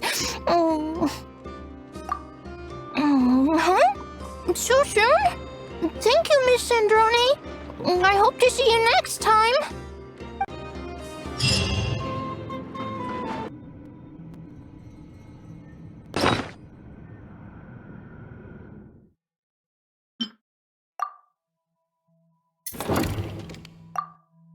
To this tea party.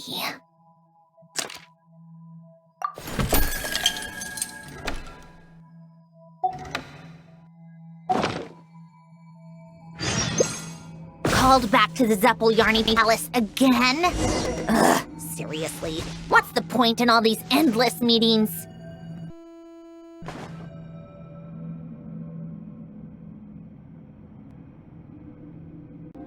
Seymour, it's been so long! And Mamere, too! Seymour wouldn't stop telling me how much he missed you. Affirmative. I never stopped thinking of Miss Marianne. And thank you, Miss Sandrone, for hosting this tea party. It's so nice to get together and chat about our travels. Don't mention it. I feel like we're all family on some level with a long shared history. At least that's how I see it. So there's no harm in getting together when everyone's free. Family? I don't know why, but hearing you say that fills me with joy. So does that make Miss Sandrone our little sister? Maybe we can skip the whole big little thing for now. Affirmative. As the prototype created by Mr. Alain, Miss Sandrone should properly address me as Big Brother. Oh, that's so lovely! Can I be a member of this family too? Of course! We're hardly a conventional family to begin with. What harm could adding a melazine to the mix do? Affirmative. Besides, Miss Mamere is already my family. This makes me so happy. How about I paint us all a family portrait? A family portrait? It's been a long time since I posed for one of those. Make sure to make me look impressive, like the big sister of the family. Sure thing. Why not?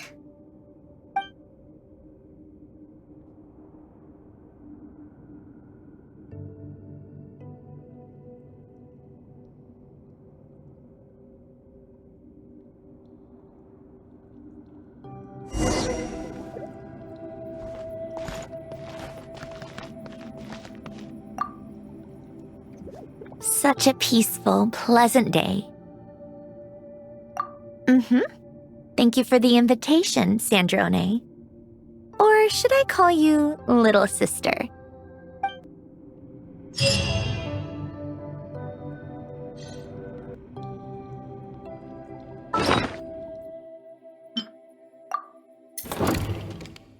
To this tea party.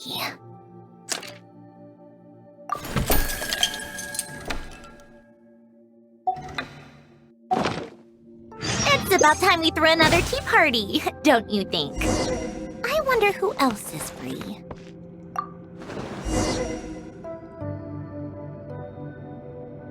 Is this where you used to live? It's pretty.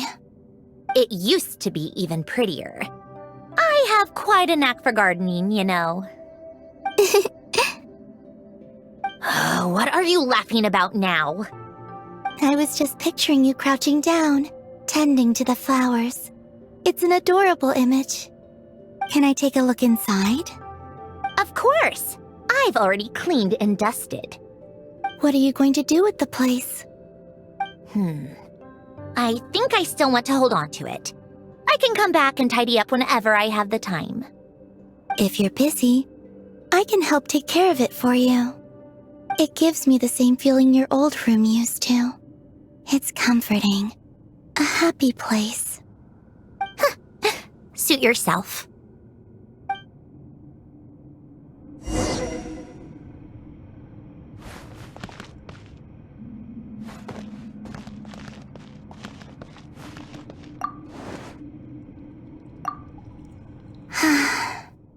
It's really beautiful here. All right. Let's come back another time.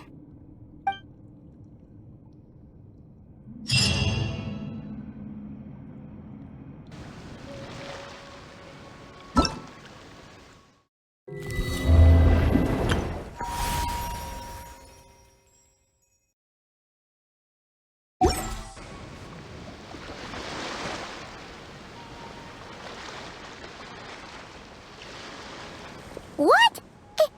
Is Paimon seeing things? Is that a Dodoko? No, there really is a Dodoko over there. And it looks just like... It looks like Barbaloth. Oh my, what a coincidence this is. Traveler? Paimon? Why is there something so fishy about hearing such a powerful fortune teller use the word coincidence? Perhaps, but it's no lie. This truly is a pleasant surprise. As a descender from beyond this world, the traveler's fate is not anchored in Tevat. Hence why most fortune tellers, including myself, are unable to predict your future. But happily, this particular coincidence couldn't have been any more fortuitous. I recently happened to glimpse a peculiar omen. And since I had some free time, I decided to perform a brief divination and follow the omen's course. Just for a spot of fun, you understand. Oh yes, and while I was following this omen, I caught a few ethereal threads of fate and glimpsed the faces of their owners. Here, take a look for yourselves.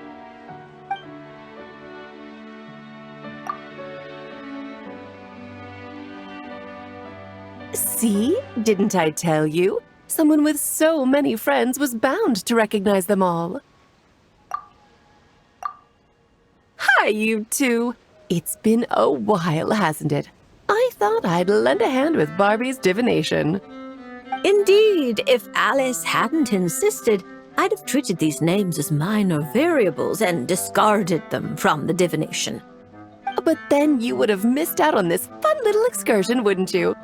Besides, as mages, we couldn't possibly disappoint the little cuties involved in the prophecy now, could we? It's the dream of every child to receive wonderful gifts, go on grand undertakings, and watch mysterious prophecies unfold. Which is all to say, we simply had to see this one through. And there's no point arguing with Alice. Anyway, if I can gather these minor variables together, I should be able to adjust my divination. So here I am, seeking them out, and if possible, offering them a little fortune-telling.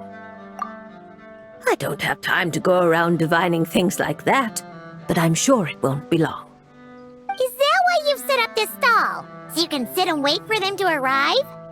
Don't worry, I'm not just sitting around twiddling my thumbs. This Dodoko is simply a stand-in. I'm still working on my research. That's right. And I installed sensors on Barbie's Dodoko. As soon as the right person shows up, she'll receive an instant notification. And Dodoko will give a happy little wiggle to make sure our visitors are drawn on in. What are you doing back here? Take your arm off that. You'll knock my scryglass onto the floor. And hold that cup steady. I don't want you spilling hot chocolate on my manuscripts. All right, keep your hat on just 1 second. There you go, Barbie, this one's yours. I hardly put any sugar in it, I promise. When you say hardly any sugar, I can't help but feel like we're not speaking the same language. Back to business.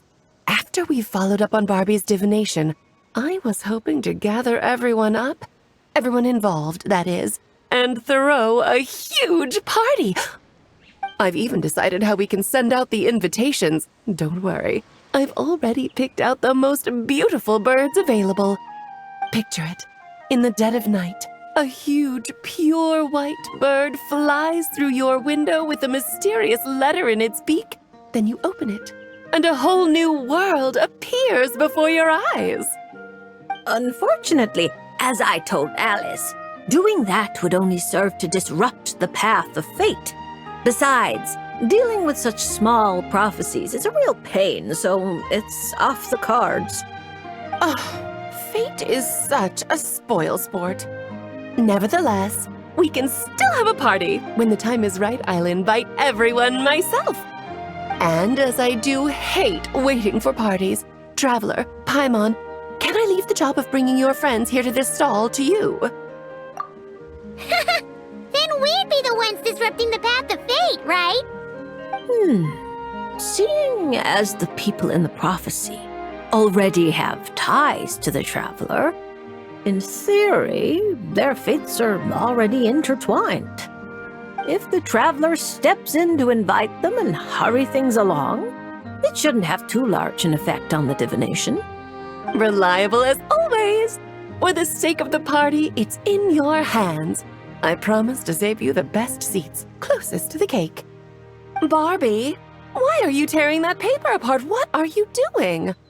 I'm using it to plug my ears.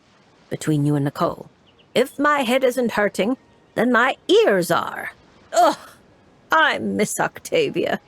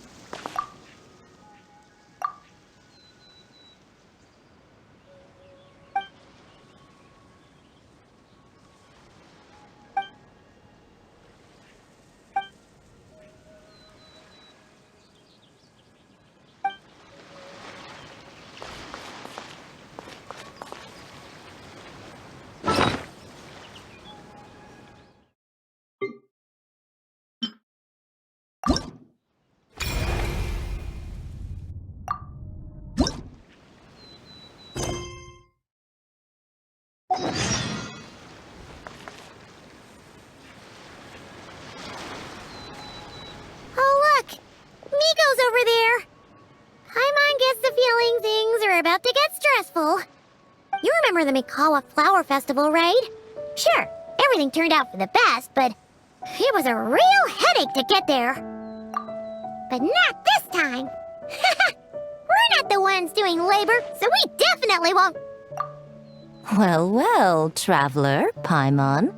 To think we'd run into each other all the way out here in Fontaine. So, what are you... Oh! Miko! Did you hear that just now? No, I didn't hear a thing. But judging by your expression, I doubt it was anything... flattering? No, it's not like that. We're really happy to see you, Miko. What brings you to Fontaine, anyway?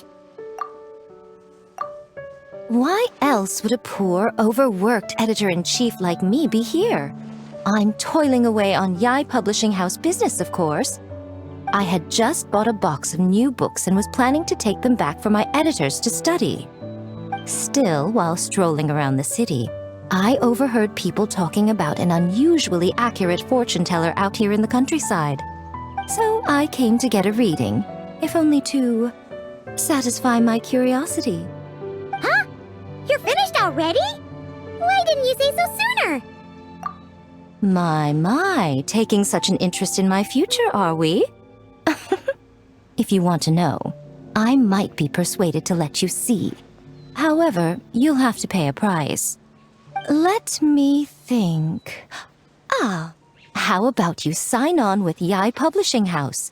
You can compile your adventures into a thrilling novel. Following the latest naming trends, we could call it... I picked up emergency food at the start, and now I'm invincible. Oh, we're going to sell so many copies. Who cares? As long as it's entertaining, you can make it as long as you want. I once published a light novel called The Horizon Beyond the Paradox.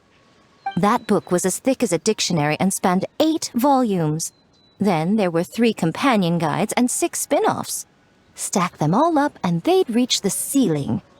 If you manage to churn out that much, then I, editor-in-chief, will edit it all personally. What do you say? Interesting. So, you don't want to see which card I drew, then? Yes! It turns out we're not that... Oh well, here it is. According to Lady Barbeloth, it's reversed justice.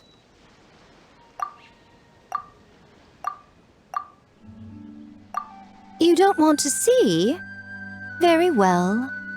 Since you have so little interest in divination, the next time you come for a fortune slip, don't expect me to help you draw. Come to think of it, you two have been visiting the shrine quite often lately to hang prayer plaques, haven't you? How about... Seriously? So it would seem, but alas, the justice card I drew is reversed. Does that mean I'm some sort of outlaw, Lady Barbeloth? The card is named Justice, but it doesn't represent a just or unjust person. At least, not in a conventional sense. Perhaps it would be better to say, since it's currently reversed, it represents a dishonest person. Dishonest? Oh, there must be some mistake. I'm always honest when helping these two interpret their fortune slips. Isn't that right? All Paimon knows is that whenever Miko helps the traveler draw fortune slips, it's always great fortune.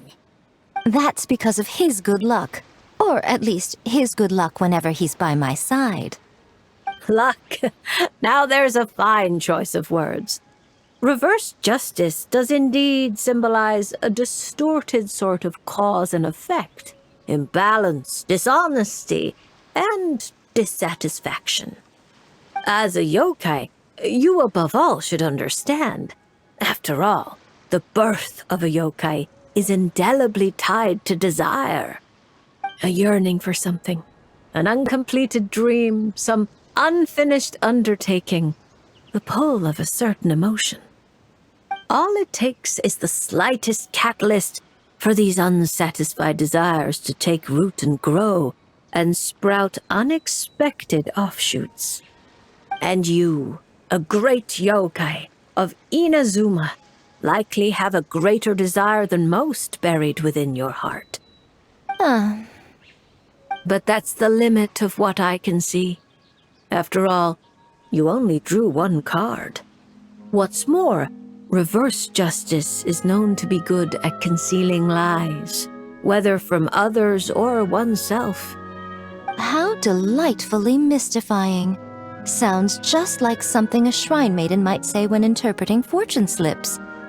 I certainly wasn't expecting to pick up any new jargon on this trip, but that one is quite good.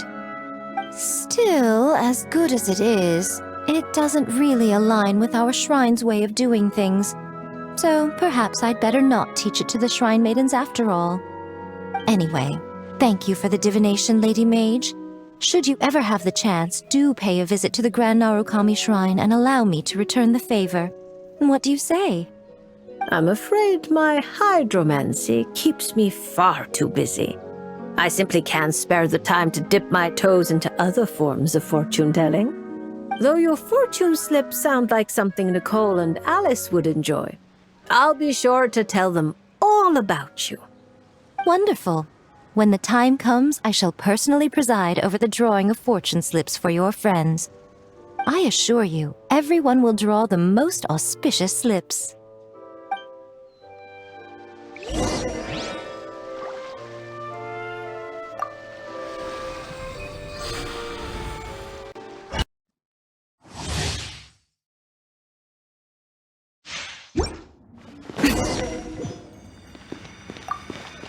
Emerge. Right here. Embrace the ice! My apologies! Ha! Emerge. A sight to behold. Whirling snow! Ha!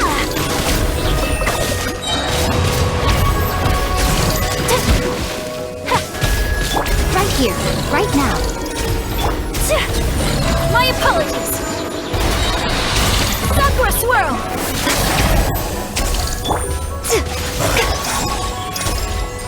Emerge. I'm always watching. Right here. Right now.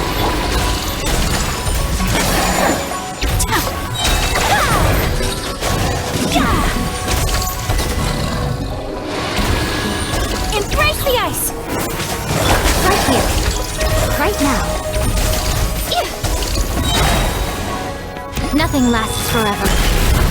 Show them. Right here. Emerge.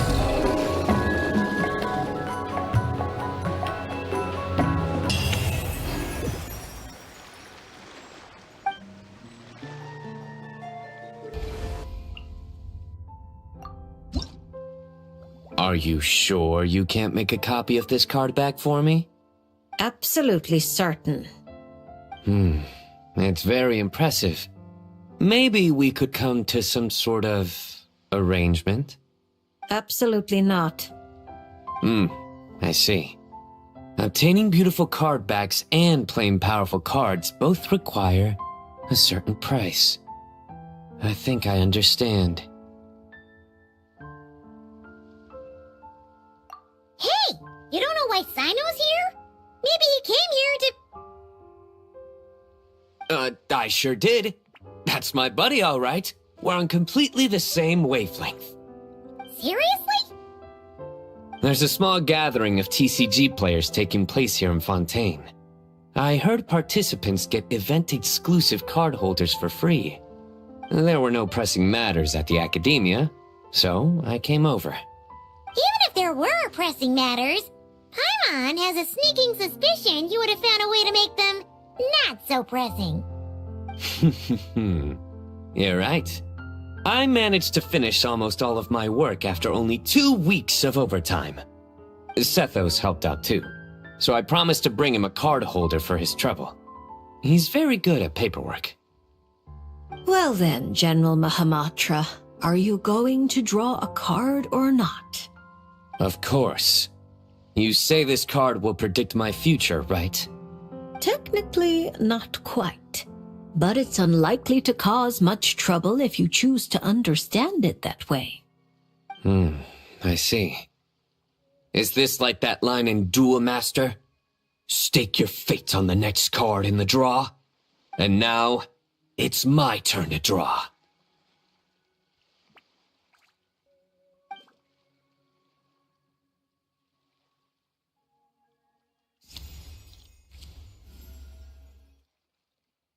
Ah, reversed temperance. A fitting card for the General Mahamatra of the Sumeru Academia. Alice mentioned him a few times. She finds it funny that the stuffy old academia has a General Mahamatra with such a well-developed sense of humor. Please thank her for the compliment. Now that I've drawn a card, what should I do next? Since it's reversed temperance, or rather, reversed artistry, I suggest you maintain a state of doing nothing for the time being. You've been acting rashly, and have nearly lost your footing on the narrow bridge of fate. It's because I've been playing too much cards, isn't it? Sethos and Tainari told me the same thing. I've already adjusted my schedule. I'm not talking about playing cards. I mean your working hours. Surely Genius Invocation TCG isn't the only thing that demands the General Mahamatra's full attention. My duties don't leave me much room to adjust them. You're used to bearing the pressure of such a busy schedule alone? There are other matras. We share the pressure among us. But they all rely on you? Not just the matras, but the researchers and the people of Sumeru. So many people put their faith in you, General Mahamatra. They never tell you. Perhaps they don't even realize it themselves. Why would they, when they're all so captivated by your unstoppable wit? But you can feel their gazes, looking to you night and day. Oh, and the shadow that walks beside you, he too is one of your burdens. You're used to leading the way, carrying the burdens of others. I think, perhaps, this is the reason for your imbalance. I have many friends. One of them just happens to be a genius who goes by the name of Invocation TCG. So it seems you have no intention of resting. There's no time to rest. Indeed. For someone such as yourself, if the inner battle is endless, then even death won't mark the end of duty.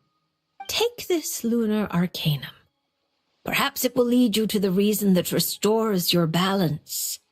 When it does, the battle within you should also reach a decisive end. Thank you, Traveler and Paimon. And my thanks to you as well. And don't worry, I promise I won't start acting too crazy. Huh? Why would you... Wait, was that... What does this have to do with acting crazy? Because now I have this card. People might accuse me of being a bona fide lunar tick.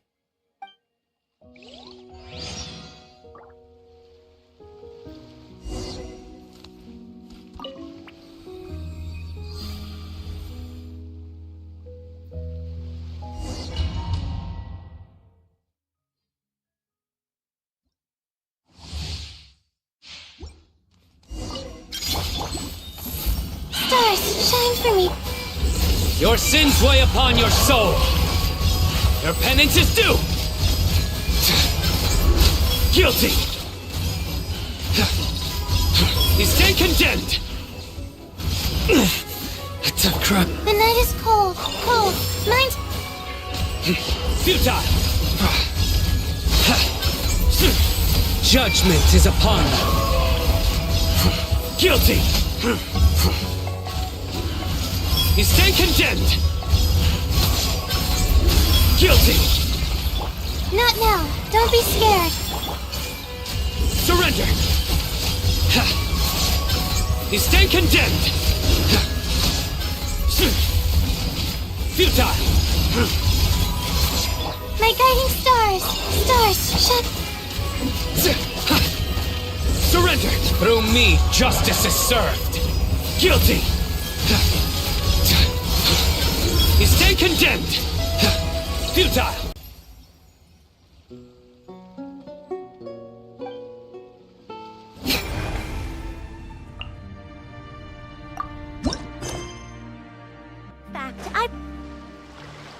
So you can't help me fix this annoying affliction either? Precisely. It's already too deeply intertwined with your fate. Imagine your destiny is a tree. This affliction is like a new shoot growing from its branches. It's been helping you absorb sunlight and dew this whole time. It, long ago, began to shape your fate. If you cut it off now, the wound left behind might fester, infecting the entire tree. You make it sound like it's a good thing. It's clearly getting in my way, keeping me from mixing the drinks I need. It's more like one of those vines that wrap around the trunks of giant trees, restricting their growth and slowly strangling them. Well, if that were the case, your fate would have rejected it, and we could have easily pruned it away. Unfortunately for you, it's not at all what you say it is. All right, enough talk. That should be enough to convince you I'm a legitimate fortune teller, yes? Now, just like I told you, come here and pick a card at random. And let me give you a little advice about your future. So I just pick one at random, Okay. How about this one? No, wait! This one! Don't overthink it. No matter how you choose, you can only ever draw the card that's destined for you. Oh, this fortune teller's laugh is so creepy! She's just like an old witch from a fairy tale. But since she's so good at it, her advice could prove really helpful. I have to choose my card carefully. Huh? Traveler? Paimon? True to form. Here you are at just the right moment. Well said. Compared to an intangible thing like fate, commissions have a far more intuitive effect on shaping our words and deeds. Now, seeing as you're here, perhaps you could have a word with this little one. She doesn't seem very trusting of an old witch like me. Well, it's not so easy to trust a weird-looking fortune teller who's set up stall in the middle of nowhere. Oh, the traveler seems to know this fortune teller pretty well. Great. I can finally have someone I trust. Traveler? Paimon? Come over here for a sec. I need to talk to you in private. Looking for new ingredients, of course. My previous approach to mixing drinks was far too narrow-minded. I kept limiting myself to actual food. Paimon wouldn't exactly call the things you put in your drinks food, Diona. Well, it's all technically edible, as long as you grit your teeth and close your eyes. It's stuff you can force yourself to swallow. Exactly! I've already found a bunch of rusted screws, scrapped cables, coagulated chunks of grease, dust bunnies, toe jam. And it's all thanks to that guy from the Fontaine Research Institute who makes Fanta. He's been a real help.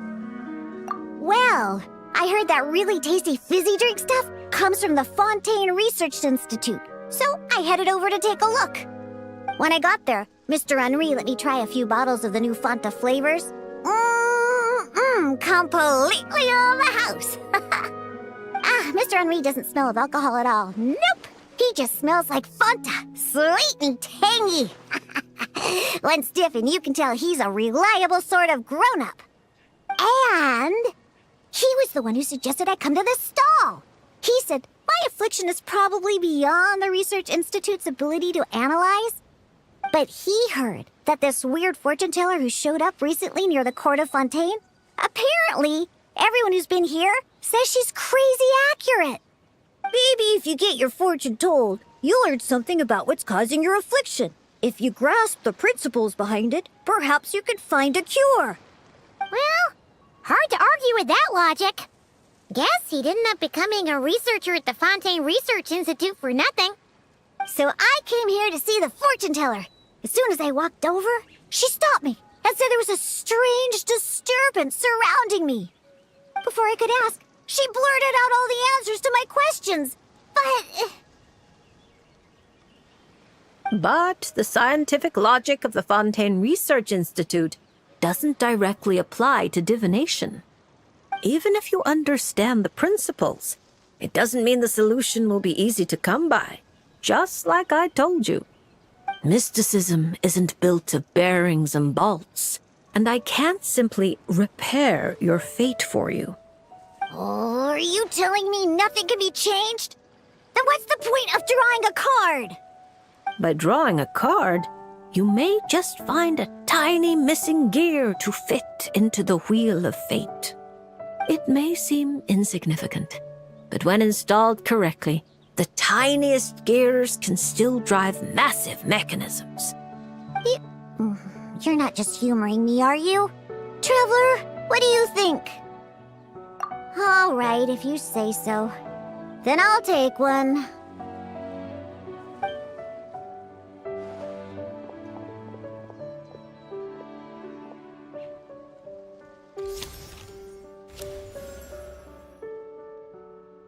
All right, here we go.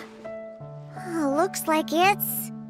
Oh my, how strange. To think the disturbance surrounding you has grown with such vigor. It's no longer a shoot, but a sturdy branch. How curious. Huh? What are you saying? Does this mean the drinks I mix will taste even better from now on? If we judge solely by your affliction, that would indeed be the case. Furthermore, the card you drew is the reversed High Priestess, which means you've been too focused on the illusions before the veil, which is precisely why you've been unable to pass through it for so long. That doesn't sound like it has anything to do with mixing drinks. I thought this card would tell me what ingredients I need to use. The lunar arcana aren't known for creating recipes. At least, not yet. But mixing drinks isn't the only way to find the answers you're looking for. The answer is to teach those old booze hounds a lesson, so they never get drunk and cause trouble again. You're certainly driven, but while your body moves forward, your heart remains stuck. That's not true. I hate those weird old drunkards from the bottom of my heart, especially... I see. Then, have you talked to the one who fills your heart the most? What? How did you know I was thinking about one person in particular? I didn't even... Through divination, of course. Perhaps you should cast aside your impatience and confused emotions and tell him how you truly feel.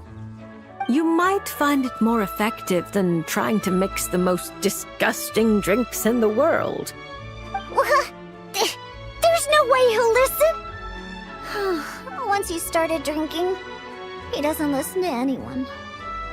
Perhaps that was true before, but now you found a tiny gear from the Wheel of Fate. Return to its rightful place. Certain things might undergo subtle changes. You mean that? But it is just a card. Of course not that. I'm talking about your heart. Something which has already begun to change. My heart hasn't changed at all. Now, I need to go look for ingredients. How much is the divination fee? I can pay it in full. Oh my, what a well-mannered child. Much more endearing than that other little brat. But there's no need for a fee. Just consider this a gift from a witch. Thank you. If you ever come to Mondstadt, I can treat you to a drink. I guarantee it'll taste delicious. Mondstadt, you say? Yes, If I get the chance, that might not be such a terrible idea. And thank you for helping me out, Traveler and Paimon. No matter the trouble, Paimon and the Traveler will swoop in and save the day. But swooping in is thirsty work. So once we're done, we wouldn't say no to some of your tasty drinks, Diona. It's a deal. Next time you're in Mondstadt, I'll treat you to the best drinks you ever tasted. The kind with absolutely zippo alcohol. By the way, if you have any more questions about your card, look for someone named Mona. You probably already know who I'm talking about. Mona? Yeah, I know her. She always orders the cheapest drinks. Is she a powerful fortune teller too? Ha! She's nowhere near my level. Still, she should be up to the task of reading the lunar arcana. Otherwise, she might as well hang up her hat. Just tell her you've brought a prophecy on behalf of the mighty astromancer Barbeloth Trismegistus as a test. Don't worry. As long as you say that, she'll do her best to interpret it for you. I think I got that. Astromancer Barbeloth Trismegistus. Yosa, that's a long name. Come to think of it, isn't Mona's name really long too? I think it was the what was it again?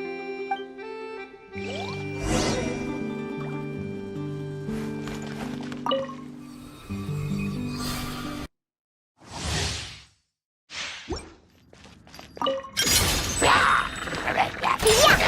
Look at you, Foozale! Shaking and stirring!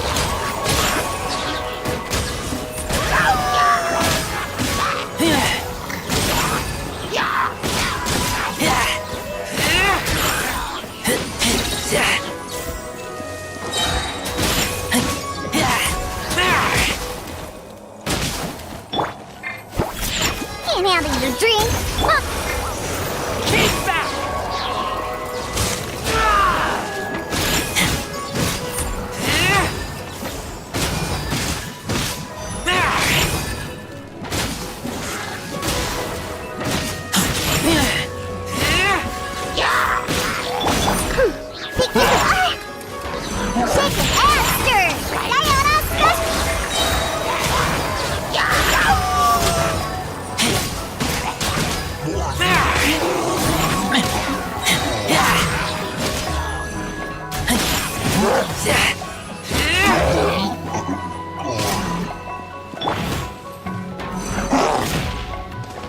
Think you can bully me? Can't handle your drink.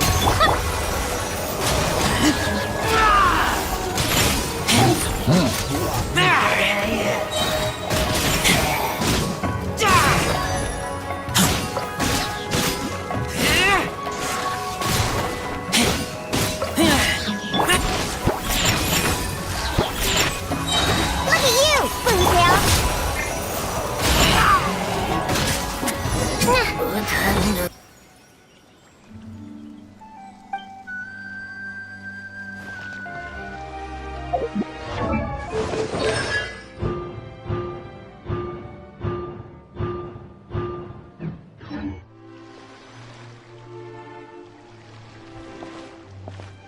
Huh?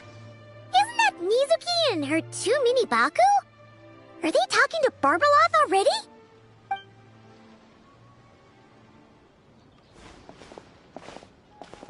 Traveler and Paimon? Lady Barbeloth was just talking about you. I was wondering if we might cross paths. It seems like fate has already arranged our meeting place.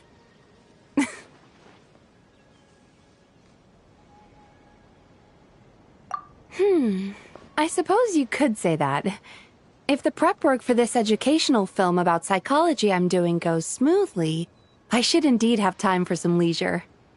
Though until then, I still— Whoa! Films can do that? That's amazing! It's a new idea I came up with. Back when I was promoting Isa Bathhouse, I took inspiration from Fontanian cinema and recorded a few variety show episodes. people seemed to love it. Not only did they watch every episode, they even remembered all the psychological concepts we showcased. So I thought, why not make a few films about mental disorders as a fun and educational way to explain basic psychological concepts? If I can raise everyone's basic awareness, perhaps people can develop a more objective understanding of what mental disorders are. Perhaps I can stop people from blindly dismissing these conditions as made-up nonsense, or treating them like some terrifying boogeyman. And maybe my future therapy sessions will go a little more smoothly. That's right. After all, illnesses of the mind are invisible and hard to pin down. Trying to get a hold on them, or even just detecting their existence, is sometimes far from easy. But even I don't know how to pin them down to fit neatly into a script.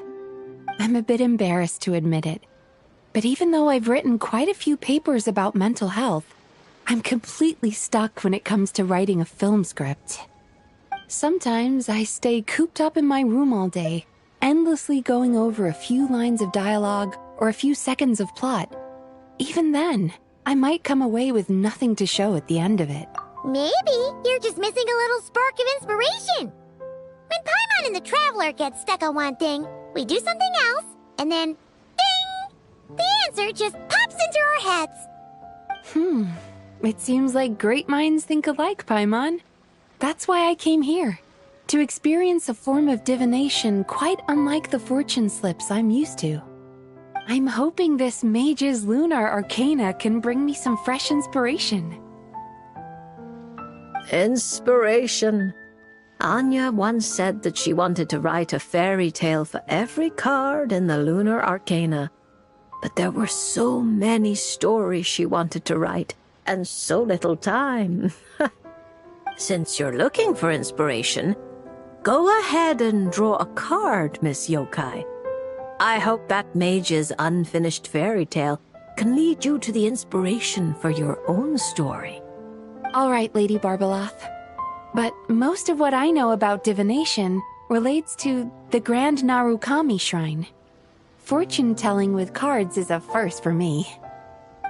If I do anything that breaks the proper ritual etiquette, please set me straight.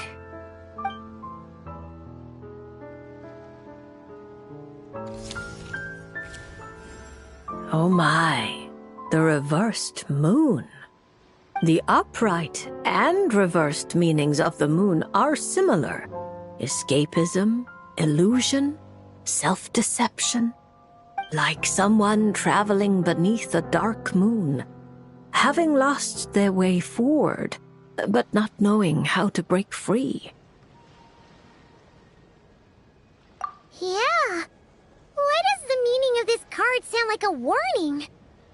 Paimon's got a really bad feeling about this. However, since Miss Yume Mizuki can still hear this prophecy, it means the situation is not yet too dire. With a little effort, you may be able to exit the haze that obscures your path ahead and find what you seek. Escapism, illusion, and self-deception? Taking the card at face value, yes. To put it more plainly, you're running from an answer that's right before your eyes, searching far when you should be looking near. Are you saying there's someone who can review my script standing right in front of me? It's not limited to just the script, but how you interpret the meaning behind the card is entirely up to you. The answer is right in front of my eyes, yet I'm searching far when I should be looking near. I think I understand what you're getting at. When you put it like that, I really have been deceiving myself. Or rather, I couldn't help but search far when I should be looking near. I thought about visiting Yae Publishing House and asking Guja Yae for advice, but then... From a clinical perspective, I suppose this counts as unconscious avoidance. Thank you for your divination, Lady Barbeloth. You really helped me find inspiration after all. There's no need to thank me. I did nothing. You untangled the threads of fate yourself. I merely placed the loose ends in your hands. However, Guji Yae is also someone swept along by fate. Intertwining threads often bring trouble. With that in mind, keeping your distance wouldn't necessarily be a bad thing. If I simply asked for some feedback on my script, surely that wouldn't bring fate into the mix, would it? As I said, how you interpret things is not up to me, Miss Yume Mizuki. I cannot see every twist in your future from reading a single card. Who can perceive every obstacle on the path of fate before it trips them up? Sometimes it's just like that little brat said. Fate is called as such, for it cannot be changed, nor can it be reversed. It can only but be accepted. Anyway, Miss Yokai, I look forward to watching your film.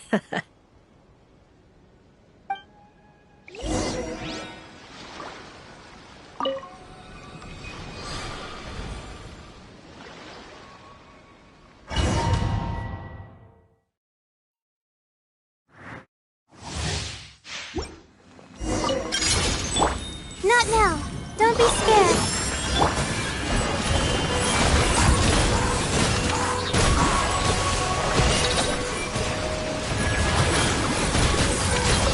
Yachan, Taechan, let's go! Oh, the cheap shot! Cole, learn to command. Sweet dreams!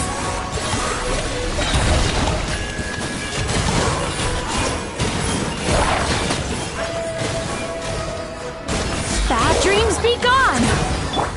Stars, shine for me. The night is cold. Turn that frown upside down.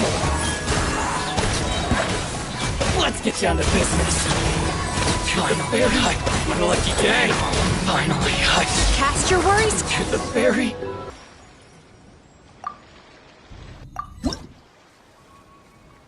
Hello there, Lady Trismegistus. Oh, such perfect pronunciation. I can only assume we share a friend. A certain Miss Columbina recommended your services. A very unpredictable lady, that Miss Columbina. I'm sure your encounter must have been full of surprises. It sure was. Unpredictable is the perfect word. Pleased to make your acquaintance. The name's Risley. Le Duc Sulot, in the flesh. It's a pleasure to meet you. I wouldn't have thought such a great mage as yourself would have heard of me. I'm honored. Or perhaps you saw my arrival in the stars, Lady Trismegistus. Since we're already acquainted, let's dispense with the formalities. You can call me Barbeloth. Then please, call me Risley. This isn't official business, so there's no need for titles. I'm just a regular citizen of Fontaine enjoying some time off the clock. I came across some freshly baked conch madeleines on my way here. I hear mages enjoy a good tea party. Please, take one.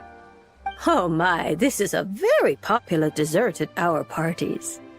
I've been here for quite some time now, and read the fortunes of a fair few people, but this is the first time anyone's come bearing gifts.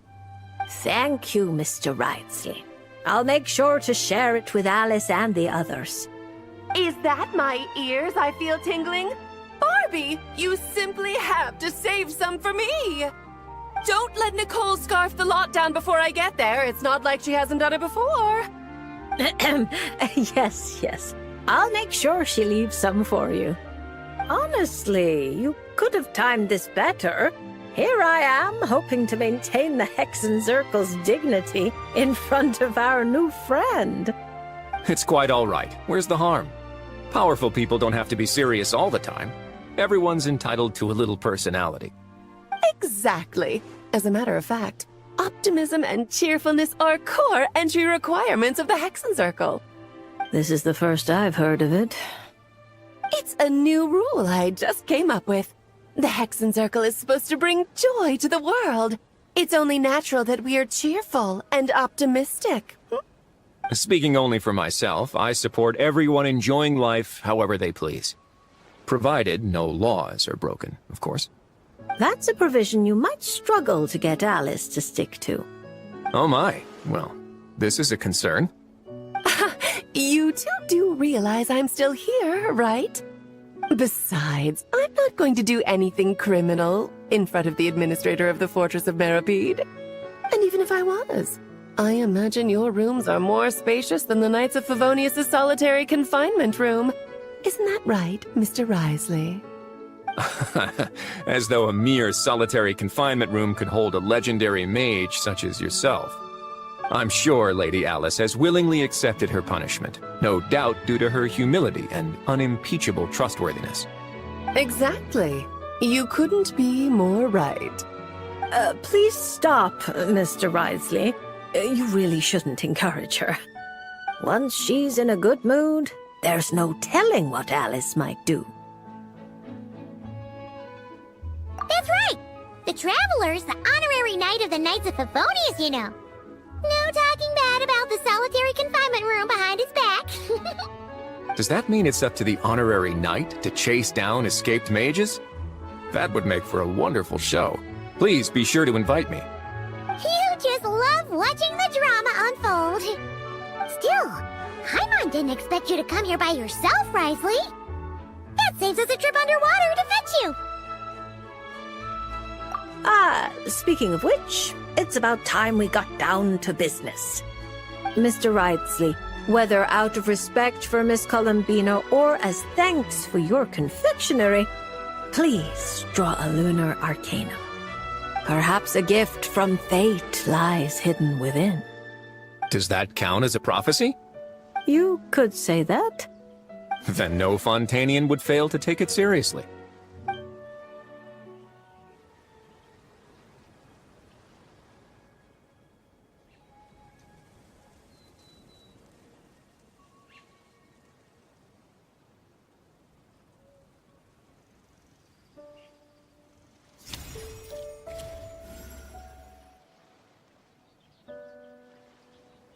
I'm not too familiar with these cards. This one appears to be... The Upright Emperor. You seem lost for words. Is this card bad? There's no need to worry. I can handle whatever you tell me. Quite the opposite. This card signifies eternal dominion and unshakable authority. If this represents your future, then you have already reached your destination. But your fate keeps rolling forward, forever changing, which can only mean... Perhaps it's not the person who changes, but their environment? Mm-hmm. At least for now, such a tendency does seem to exist. Then I guess I can be a bit more confident in my intuition from now on. I previously visited Nodcry on official business and gained quite a bit of insight. Since then, I can't help but keep an eye on the local news. Then one night as I was gazing at an unusually bright moon, I found myself thinking that the world is changing. The world is constantly changing.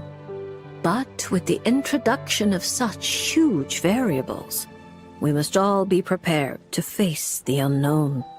That said, judging by the card you picked, you shouldn't have much to worry about. No matter how your environment changes, you have the means to either adapt or resist. Such wonderful news. Looks like I didn't take that punch for nothing. As a matter of curiosity, I have a somewhat presumptuous question to ask. I hope you don't mind. How sly. You're deliberately trying to pique our curiosity, Mr. Risley. Now we have no choice but to insist that you ask. Then permit me to be frank. I've always wondered, how exactly does a prophecy ensure its own fulfillment? Take me, for example. My reading says I'll remain stable. But what if, after hearing this prophecy, a sudden rebellious urge takes hold and I immediately do something impulsive? What would happen then? For example, what if... Sure, let's go with that. Are you really dragging that back up again? Oh. No, don't you even... What a happy coincidence. I just so happen to know a very skilled explosives expert. I can't recommend her highly enough. But then the honorary knight will surely act as her guardian, stepping in at the critical moment to stop anything bad from happening. And that is how the prophecy is fulfilled. She sounds like quite the destructive force. Huh? Are we talking about Klee? Wriothesley probably doesn't know that Klee is Alice's daughter, right? Well, actually, I think you'll find her full title is Daughter of the Great Adventurer of the Realms, Dodo King, Defender of Old Mondstadt. We don't have time for all that. Fine. She's the most adorable child of Alice, the Dodo King, the veritable Spark Knight, Klee. Honestly, we really should go back to my original plan and throw a fabulous party for everyone, where I can introduce you all properly. That way, when Klee goes to Fontaine, she'll have plenty of new friends to drink tea with. That sounds like a wonderful plan. I'm looking forward to it already. After all, it's not like I can turn down a good pot of tea.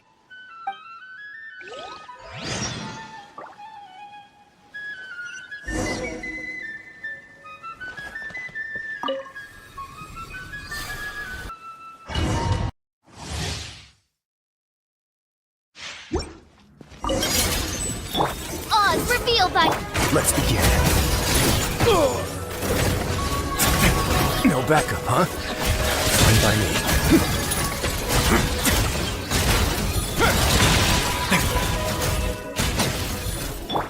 Midnight Bender. Still get a little chilly. A moment, please.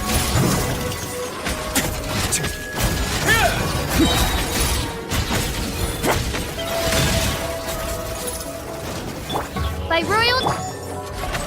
Have a safe trip. Let's begin.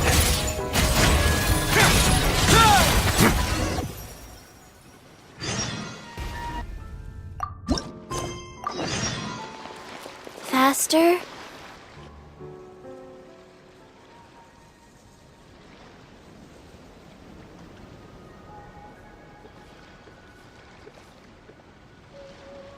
Is it coming back to you yet, Chi-Chi?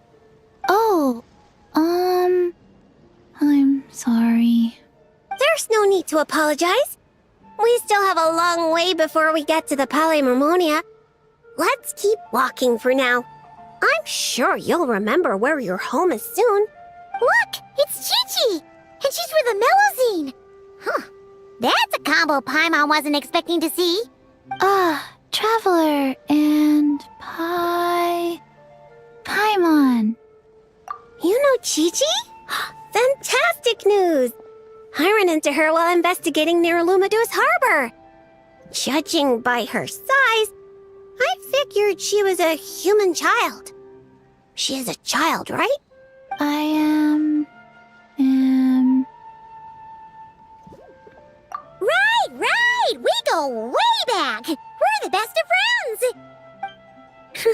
Quick thinking. If Chi-Chi had said she was a zombie, you might have scared her half to death. Yes, best of friends. That's right. Whoa, this is a happy coincidence for sure. To be honest, this is the first time I've ever found myself completely at a loss. I take it you know about her memory issues? She can hardly seem to remember anything besides her own name. Chi-Chi gets like that sometimes. Poor child. I was going to take her back to the Maréchaussée Phantom and let her stay there for a while. But I hoped she might get some of her memories back on the road. Since you're such good friends, I take it you know where she lives? It would save such a lot of trouble if I could take her straight home. We know, but it's, a very long way from here. Very long way? I followed Azili all the way to Lumadus Harbor. Huh? You remembered something? What happened before that? Before that, Dr. Baiju took me on his rounds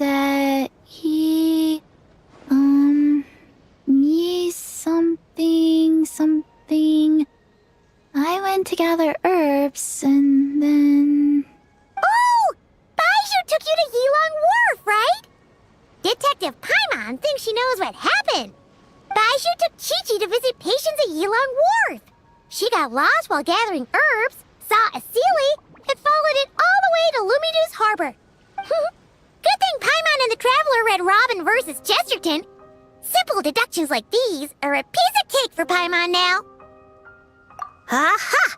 Well, that checks out. I'll take Chi-Chi back to Yilong Wharf right away. Dr. Baiju is Chi-Chi's guardian, is he? He must be worried sick. Oh, you're right! Paimon almost forgot about that. Barbalos, are you there? Can you hear us?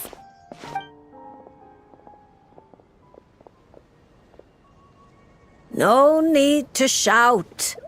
I've been here all along. I simply didn't want to interrupt your conversation. Listening is the default state of any good fortune teller. This Sealy's so-called guidance could also be considered the guidance of fate. Since you're here, Chi-Chi, why not let me read your fortune? Fortune? Oh dear, Barbie, allow me to interject. You're really not suited to talking to children, you know. You're scaring the poor girl. Let me take this one. Now listen closely. This is how you deliver a little surprise gift. Little Chi-Chi, member of the Little Hexen Circle, I'm the mother of your ally Klee, Auntie Alice, the greatest witch in the world. Nice to meet you, Auntie Alice. What a sweet, polite little child. Come now, let Auntie's friend, another great witch, throw you a wonderful surprise fortune-telling party. Fortune-telling party? That's right. Look at the cards in front of you. Aren't they pretty? Do you like them? I like them. That's wonderful. Now, can you pick one for me? Is this one all right?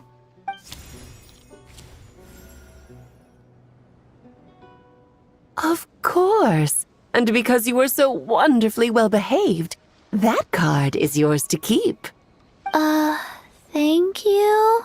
All right, Barbie, break time's over. Come help little Chi-Chi with her reading.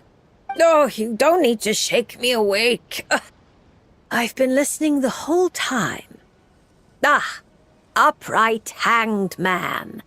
Very few people draw this card. That means you're very special, Chi-Chi. It symbolizes transcendence and waiting, and also detachment from the everyday world. There are shackles that bind you, but you yourself have no desire to break free from them. Shackles? Do you mean my orders? At least on the surface, you wouldn't be wrong to understand things in such a way. As for your future, all you need to do is wait. Of course, it's not like you lack for time, but... Oh my, how strange, how very strange. Hold up a second, you're saying too much at once. Give the poor child a moment to breathe. Let Chi-Chi savor her little gift first. You really do need to show a little more patience with children. What do you think, Chi-Chi? Do you like your surprise? This card is pretty. Thank you, Auntie Alice. Oh, good girl. You did such a good job remembering Auntie's name. Oh, Auntie would love to chat with you some more, but it's time for you to go home. If Auntie Barbie has more to say, then next time the Hexen Circle meets, she can make a prophecy for every little witch who attends. Wouldn't that be lovely? Could you not add to my workload without asking me first? Then it's settled. See you next time, Chi-Chi, and all of you witnesses. Bye-bye, Auntie Alice and Auntie Alice's best of friends. Phew! Is that all over now? Did those two voices just come from this doll? What kind of toy is this? It's so cute! Where can I... Ugh, no, that's not important right now. Chi-Chi, let's go find that Dr. Baiju of yours. It's time. Chi-Chi should go home. See you next time, Traveler and Paimon. Card. Gift. Pretty.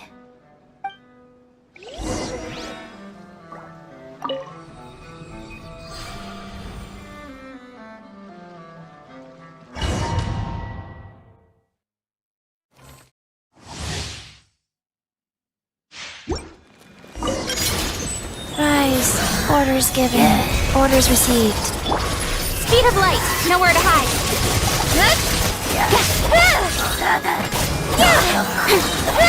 Incoming. Hey!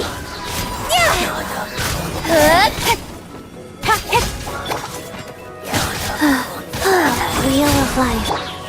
Don't blink. Cut to the chase.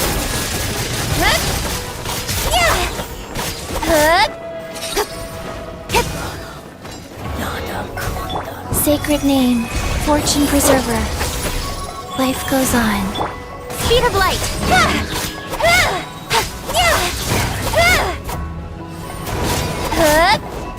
Nowhere to hide.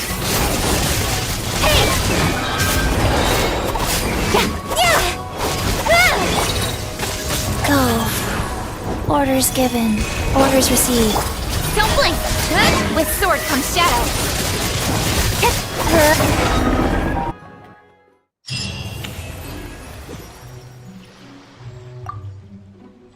So what you're saying is that this card I drew is actually pretty good? Fate is simply fate. It makes no distinction between bad and good.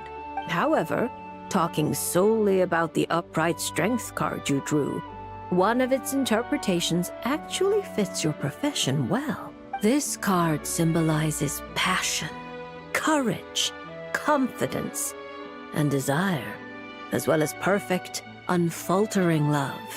No matter what surprises fate throws your way, I believe you will take control and steer a steady course. Oh, don't flatter me. By our rules, a good fortune means paying extra for the reading. Here, I'll leave my coin pouch with you. If you have time, could you read the fortunes of my crew?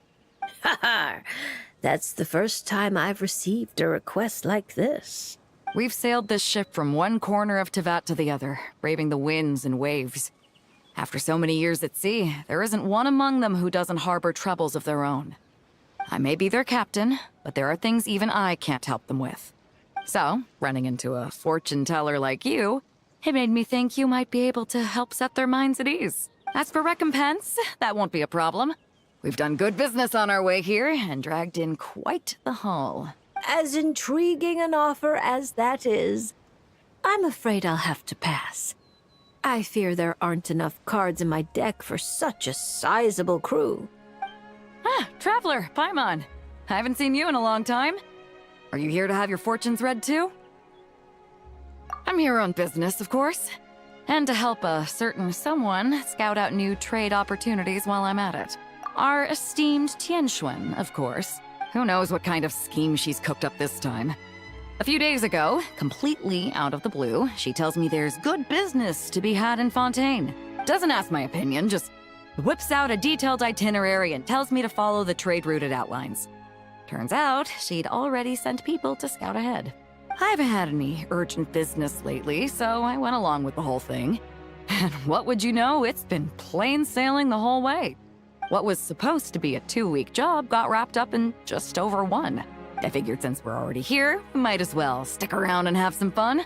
So I gave the crew some shore leave to kick back and relax. Matter of fact, just yesterday I booked an event space at the Hotel de Boer and the lot of us drank up a storm. The crew's still sleeping it off at the hotel, so I thought I'd venture out for some fresh air and to sober up. But I only made it a few steps before this, fortune teller stopped me and asked me to draw a card. Here, it's the strength card. Looks like a good one, and since it's the right side up, I think that makes it even better. Upright strength.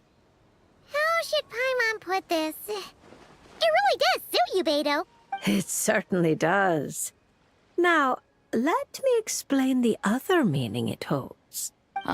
Don't tell me. It's bad news? I wouldn't say it's good or bad, and it's not directly related to your fortune either.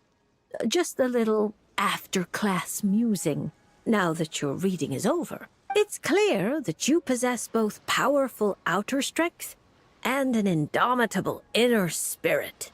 To borrow a metaphor, you're a lantern in the dark night. You dispel the darkness and guide lost souls on their forward paths. But you must know that it's not only the lost and weak who are attracted to the glow. Bugs cling to the lantern, competing for light and heat. Believing that it can keep them warm, the light burns more intensely. Only by doing so will its radiance not dim. Now, it would be best if someone could drive these bugs away. Because if no one does, perhaps one day the flame will consume its remaining fuel, all for the sake of a few unworthy pests. If that's your concern, I don't think there's any need to worry.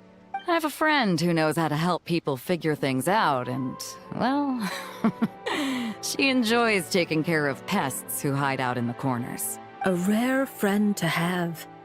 Judging by your tone, you must really trust her. She doesn't sound like someone who would easily lose her way. Her? Oh, if she were the type to get lost, I doubt anyone in Liyue would know how to stay on course. Take this trip, for instance. She's the one who pointed the way. It all makes sense now. I was just thinking, if she really wanted to do business, there's no way she'd let me kick back and relax. So basically, Ningguang just wanted to give you a holiday. But why make you take such a massive detour? Well, I'm sure she'd say something like, some detours are needed. Only by taking them can the shortcuts be found. I'll never be able to unravel the twists and turns of her mind. Well, she still needs me to help expand her trade routes, though, so it's not like she'd do me harm. As her strength card, I'll remain up front, breaking the waves and forging a path ahead. Whoa! Oh, look at the time. I'd better head back and check on my crew. See if I can't sober them up a little, get them shipshape and ready to sail. Traveler, Paimon, Lady Fortune Teller. I hope to see you around. This card is a rare treasure. Can I keep it? Oh, probably not, right? I'll just take one last look. A light that guides the lost, and those who come for more than its glow. Interesting. If I have the time, I should pay another visit to Liyue.